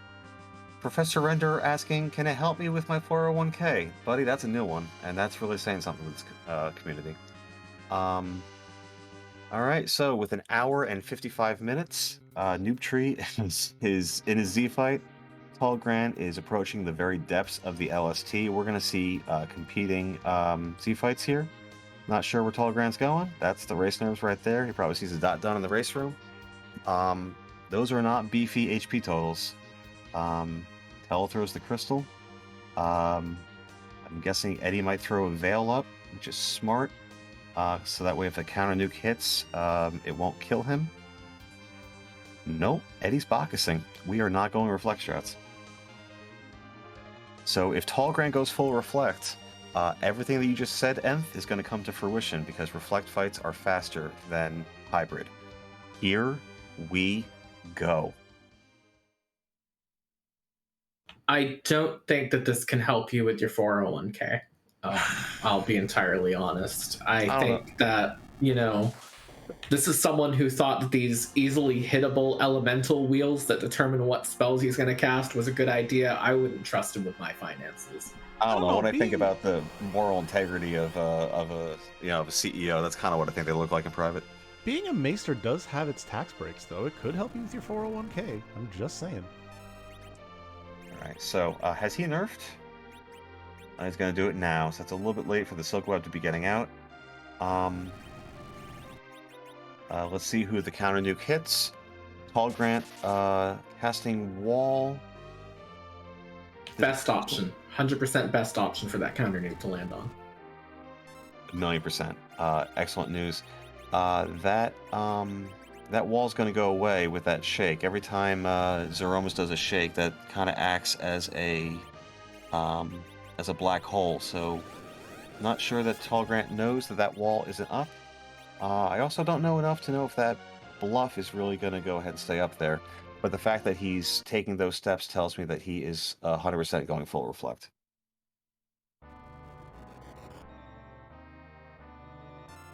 Definitely. We'll see what the difference is here. This is going to decide our fight. Noobtree doing some pretty good damage here. Just going to have Edge throwing potions to try and keep everyone alive. The problem on Noobtree's side with this hybrid strat is that he kind of needs to nerf Big Bangs in order for Edward to survive.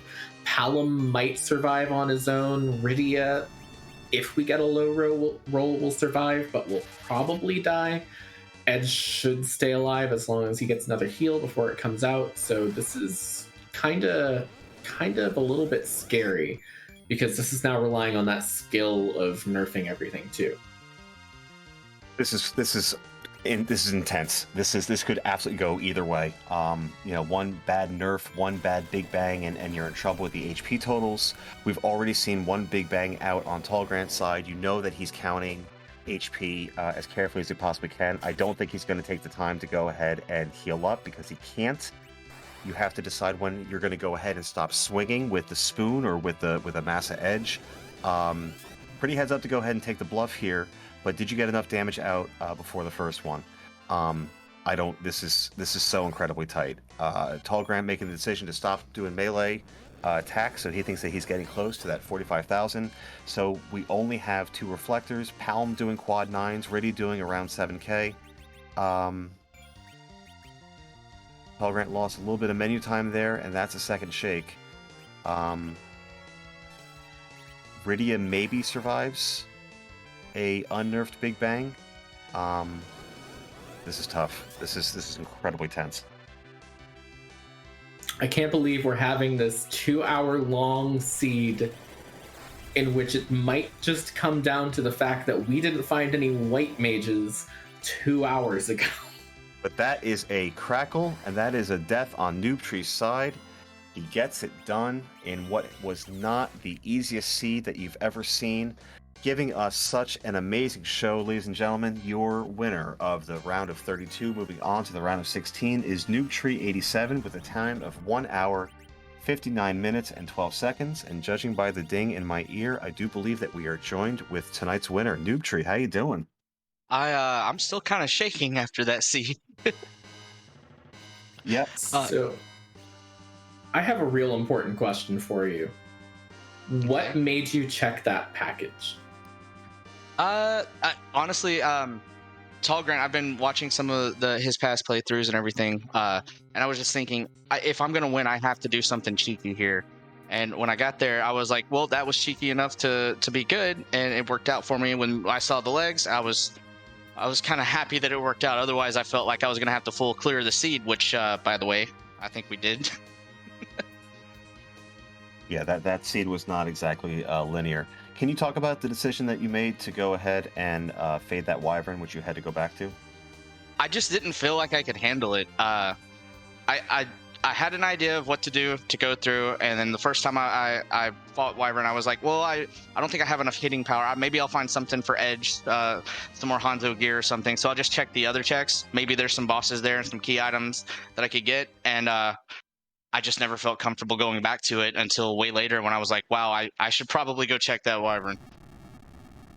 I mean, that makes sense to me. Definitely. So let's take a step back and look at party comp a little bit. You know, you went through with that Rydia early on. Tallgrant eventually did pick up that Rydia when he went to go do a D machine grind, which was also fairly early. What sort of led you to the party that you picked and sort of stuck with throughout the whole seed for the most part? I liked that I had a Tella start for an anchor. I was like, yeah, we'll keep Tella as anchor, and hopefully we'll get something good at the Forge for Sid. And then when I saw the spoon, I was like, no, we're taking Edward. I liked Rydia in my playthroughs because she just has so much potential. Like, it's very hit or miss with her, but I like it when she hits. And getting her up to nuke felt like it would be good, having her and Palom both doing kind of hybrid reflect strats in the Z fight. And it took a while to get there, but it did pay off, and I felt it was a good call at the beginning, and it worked out. How important was it for you to have 10 key items before you legitimately did your grind? That's one thing that I still struggle with deciding on. Sometimes if I feel like I have enough resources, I'll go ahead and do a grind before 10 key items, but I wanted to have enough checks to be like, okay, I've got power, now I can go, I know where to go, and I never felt comfortable doing that grind until at the very end when I did those checks with the tower and the King of the Fame March. Then I was like, you know what, I need to have power. We're going back to Wyvern. We need to be buff. Yeah, makes sense to me. What you were able, I mean, I know that you, I was talking with Grant earlier today, and he had mentioned that this is your first time being restreamed. Absolutely, and I want to take a second to thank Tallgrant for being so graceful and such a great mentor over the past week. Every time he's reached out to me, our schedules didn't always match up, but constantly reassuring me, saying, hey, it's going to be okay, just play your game, we'll have fun, hopefully we won't get a rough seed, and we'll put on a good show. And yeah, this was my first restream, and I was nervous the entire time. You could see by some of the inputs I was bonking into walls all the time, but it felt great to finally get that nervousness out. Well, nerves aside, you know, the levels that you had to take on the moon, I think that's the kind of thing that you would see a seasoned runner do, because they feel, you know, this game is a tremendous amount of information that you have to go ahead and then apply in the best way that you can, and you showed a significant amount of know-how. Most newish runners cannot do what you did, so obviously you're gonna be feeling good about the win. But a lot of what you pulled off tonight was incredibly impressive. Thank you. I've been watching. I've watched you. I've watched Tallgrant, Possum, Hoydrak, all of the season runners that I see out here. I've been watching and taking notes as much as I could, and practicing like 4 to 6 seeds a day. And just everything I've seen everyone compile over the years, saying, "Hey, this is good tech. I've tried to do it," and I honestly like. It didn't feel that way when I first wiped to plague at the beginning. I was like, "Oh no, I've done a bad." And I thought that I was just going to forget everything, but it feels like it stuck, everything everyone drilled into me. So thank you all for being such a great community for that. Absolutely, and thank you for putting in the effort and time with us. You know, I remember when we were talking before the race started, Judge Joe, our tracker, did mention that you've been doing an absolute ton of practice seeds and like that, and it definitely shows off. And with this win today, it does mean that you are going to be heading into the round of 16. You're going to be facing the winner of the Funnel Cakes versus Sorbius match on Saturday. Are you looking forward to that match? And I mean, do you have a preference for who you end up against right now? Honestly, from what I've seen of their history, both runners are amazing. They're great at what they do. They have different strategies that work for them, and I don't really have a preference, but I do look forward to the challenge of facing some more people in the next round of the tournament. Sorry, I'm a little bit nervous still. You're good. You're doing great. But yeah, go ahead. I'm Sorbs, sorry. no, please. Sorbs and funnel cakes are that's going to be a bloodbath, and I am so excited for it. But I think if you proved anything here today is that you have been quite the sponge. You've soaked up a lot, and you showed. You might have mentioned some inputs or whatever, but I think most of the people that watch this back will agree that you showed a tremendous amount of poise in a seat that was really, really rough. You didn't lose your head. You remembered where your spots were, and you came out on top. Wonderful job, man. Thank you. And by the way, thanks so much for doing an amazing job, I'm sure, on comms. I can't wait to watch the VOD back and hear the commentary, what y'all thought of all the plays. Judge Joe, thanks so much for tracking and not eating the buttons.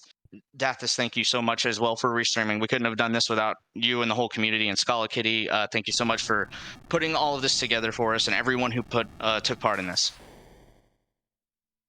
Well, thank you for being restreamed, because without people like you and Grant and our other runners, we can't put on amazing shows for this wonderful community. So thank you. All right. Thanks again, and GG's. That was Noobtree87, our winner for this particular match. Going to be coming back next week again for the winner of that Funnel Cakes versus Sorbius match, so make sure you're looking out for that. Tallgrant, unfortunately, has taken a second Z-wipe at this point in time on attempt number 3. Gonna see if he can apply what he's sort of learned from the last 2 attempts through and get through. Sometimes that's just how the Z fight goes. You have to learn how it goes for your specific party. I have every faith he'll get through it this time through. Yeah, I think if you draw up an ideal party, you're not going to find a lot of people that run this game to go, you know what, I'll take Palom, Edge, Tella, Eddie, and Rydia. There's a lot of combinations and permutations to this game. And Grant is just the best of people. I've had the absolute privilege to spend a lot of time, virtually with him and doing practice races with him and getting to talk with him off stream quite a bit. Everything that Noobtree mentioned about his willingness to go ahead and mentor and be accommodating and all of that, he's just, I like to refer to this community as just like the nicest place on the internet, which might sound like a really low bar, and that's because it is, but it is. This place is just absolutely incredible, and Grant embodies all of that. And the only thing that he might not be, he's incredibly kind, but he might be even smarter. So he'll take a look at the metrics of the Z fight, and he'll figure out what he's doing here. I'm sure. Absolutely, and I think also thinking a little bit back to that interview too. This is not just a situation in which it's not that Tallgrant got outplayed in any real significant sort of way in terms of like the technical execution aspects. It's just a matter of Noobtree knew what Tallgrant would do, meted around it, and succeeded because of it, which is in and of itself a skill. But any given other seed, there's every chance that wouldn't have paid off and Tallgrant would have won this race. So I'm really eager to see how deep he can go in the waning bracket, because after this race, this isn't the end of Tallgrant's tournament. We'll be going down to that bracket and we'll see how far he can get. Yeah, Tallgrant's terrifying. He's a terrifying opponent. He's very active in the community. He helped to co-found the Film Friends. He's a very analytical mind, and he just has a phenomenal amount of information about the game, and he knows how to apply it. So as you pointed out, this is a double elimination tournament. His time in the waxing tournament is over, but his time in the waning tournament is just beginning. And I don't know a lot of runners that would go, "Oh, good, it's going to be Tallgrant." That's not a feeling. There are a lot of amazing runners in this community, and Grant is absolutely one of them. Tonight was a little bit of Rando's gonna rando. Definitely, and it's worth noting, he will have a little bit of a bumpy road next week, no matter what. Unfortunately, his next match will be against the winner of Poitrak versus Moleboy, which is going to be a daunting task to whichever runner he ends up against, and to, well, himself. So definitely someone to look out for, and definitely a match to look out for next week, because that is going to be a very exciting match too. As excited as I am to see more of Noobtree's play, I'm also excited to see more of Tallgrant's play. As we're seeing the rocks here, I think he's through this time. I do as well. For those that are, there's our crack and Tallgrant through his Z fight. A huge GG's to him. And judging by the pinging in my ear, I believe that he is with us. Tallgrant, GG's. Hey, thank you, Brick. I appreciate it. How was that to watch? It was a lot better on this side of things than it was on yours, I'm assuming, because, I think Rybon called it once restream tax. It's just the things you have to go ahead and go through. And with an absolute dumpster fire of a seed, great for the audience, but I have to imagine a little bit of stress for you. It was and it wasn't. Honestly, I feel like a lot of the problems I had in there were self-inflicted, but I think if I kind of start at the back and start at the end and work backward, the two fights against Z, I should know better than to play with that. Doing pure reflex strats is something that I don't have a lot of experience with. It's something that I did pretty wrong, frankly. I should have slowed down the battle speed to get that last one off. I'm kind of curious how close the damage was, because I thought I was approaching 50, but I'm not sure that last nuke I had queued up on Palom would have done it. But after the first wipe, I should have just gone through and just done the hybrid strat like I did, because that was a ton easier and just about as fast as it would have been anyway. But really, I think, though, the other problems that I had in this seed that kind of slowed me down, one of them was that for whatever reason, I kind of threw myself in boss check mode when I got up on the moon. And instead of just going down, taking the time to take out Leviathan, take out those Dark Imps, because one of those two spots had the pass, I didn't. And I didn't quite realize I was doing what I'd done until I reset out of Leviathan. I said, okay, well, let's keep looking and see if it hurts me or not. And I kind of held out hope when I got back down to the blue planet that I would pick up the pass up on the Tower of Zot. So it kind of heart sank a little bit when I missed it, because I figured that would go that Noobtree would have picked it up. And then the other thing, I just wasn't terribly happy how long it took me to get my act together fighting that plague up on Ordeals, and that my D machine grind was kind of sloppy. The other part of it that I'm thinking about that was kind of nice in the moment but not so good later, I liked the decision at the time to go up and do D machines when I did, but I didn't feel great about what was in the Fame March, and I didn't feel like I could find the key items to get to 10. And my heart sank a bit when I came back down to the blue planet, because I found those items pretty quickly and could have had that before I went up. And between that and the free bosses on the moon, it's kind of like, D machines looked good but may not have been the answer. Well, I think that's just the nature of the beast, right? You can go ahead and the moon can have Eva Wall and Ruby and Ogo and Val and all these bosses that we hate. Oh yeah. Or you can have Kaipo guards at Ribbon Room. It's just it's just how these things go sometimes. Yep, that's how it goes. So, but yeah, other than that, I don't know. My least favorite seeds in here are ones without the white mage, and of course I got to do one tonight, so it happens.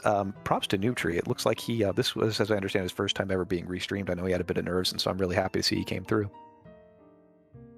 Yeah, absolutely. One question I do want to ask, just because it sort of did turn into a bit of a difference in terms of your run times, were you ever tempted to check that package at all? I was, and in fact, the real key point for me to check the package, I don't like it earlier, because it's about a 2.5 minute check when we've timed it out. But when I got down there to look at Zot when I had the Earth Crystal, I really weighed those two options and thought, I think the time is going to be fairly equal between the two of them, even with that cutscene on Zot, and Zot may give me that pass, and that's ultimately why I went for it. But I'm guessing the package had the other boss and it wasn't sitting over on Jayat too. Correct. Mm-hmm. You've done, both of you put on such a great actual race. Honestly, this is one of my absolute favorite races I've ever had the privilege of commentating, so thank you so much for putting on a good show. Well, thank you, Matt. I appreciate that. With this, it does mean that you are going to be going down to the waning bracket, and you're going to be facing next week, I believe, the winner of Poydrak versus Moleboy. Are you looking forward to that match and seeing how far you can go? Because I think based off of tonight, both of you have the potential to go very far in what's now your respective brackets. Well, yeah, I am really excited. Yeah, actually, I would love to race with both of them, particularly because I've heard Poydrak on comms quite a bit, and I don't think I've ever actually been in a race with him, so that would be just awesome and fun to do. And then Moleboy, somebody who's been in the community longer than I have, again, somebody that I think I've only seen in a couple community races, so it's really exciting to get to go play these guys, these names that I've seen for so long. Yeah, I agree. I put the bracket in the chat for anyone that wants to go ahead and check it out if you haven't seen it already. And you scan the names, and we're both people that or all of us here are people that love this community, and the community grows when we have a lot of great players. You are absolutely a part of that. You've demonstrated that time and time again. And I think just any matchup that we have moving forward is just going to be very exciting. So I'm very glad that after just a fantastic race to watch, that we get to watch more of you in the waning bracket, and I expect wonderful things. Well, thanks, guys. I appreciate both of you calling the race. You're wonderful, and I hope that everybody that's out there gets a chance to follow you, because I know you're both just as great on stream as you are here. Also want to give some special shout-outs to the folks behind the scenes. Dathis, who ran this thing masterfully, kept it running smooth, and I'm sure it looked great and just doing well. He looked great on our end of things, so it was wonderful. And, of course, Judge Joe, who was in there pushing buttons and making sure Possum Morpheus couldn't get his dirty little mouth on it. So no eating the buttons, Possum. Stay away from it. That's all I got. And do you have anything else? No, tallgrant, any final thoughts for us before we sign off here? No, not tonight, but thank you guys so much. I hope everybody out there has a fantastic evening. All right. So that was tallgrant, our second place finisher at 2 hours, 10 minutes, and 14 seconds, with a very rude seed, showing us some cool tech, and just routing a perfectly legitimate route that just came up a little bit short tonight. I do believe that we are going to be heading over to good old Dr. Cossack, who is doing some Blue Moon practice in anticipation for his upcoming race.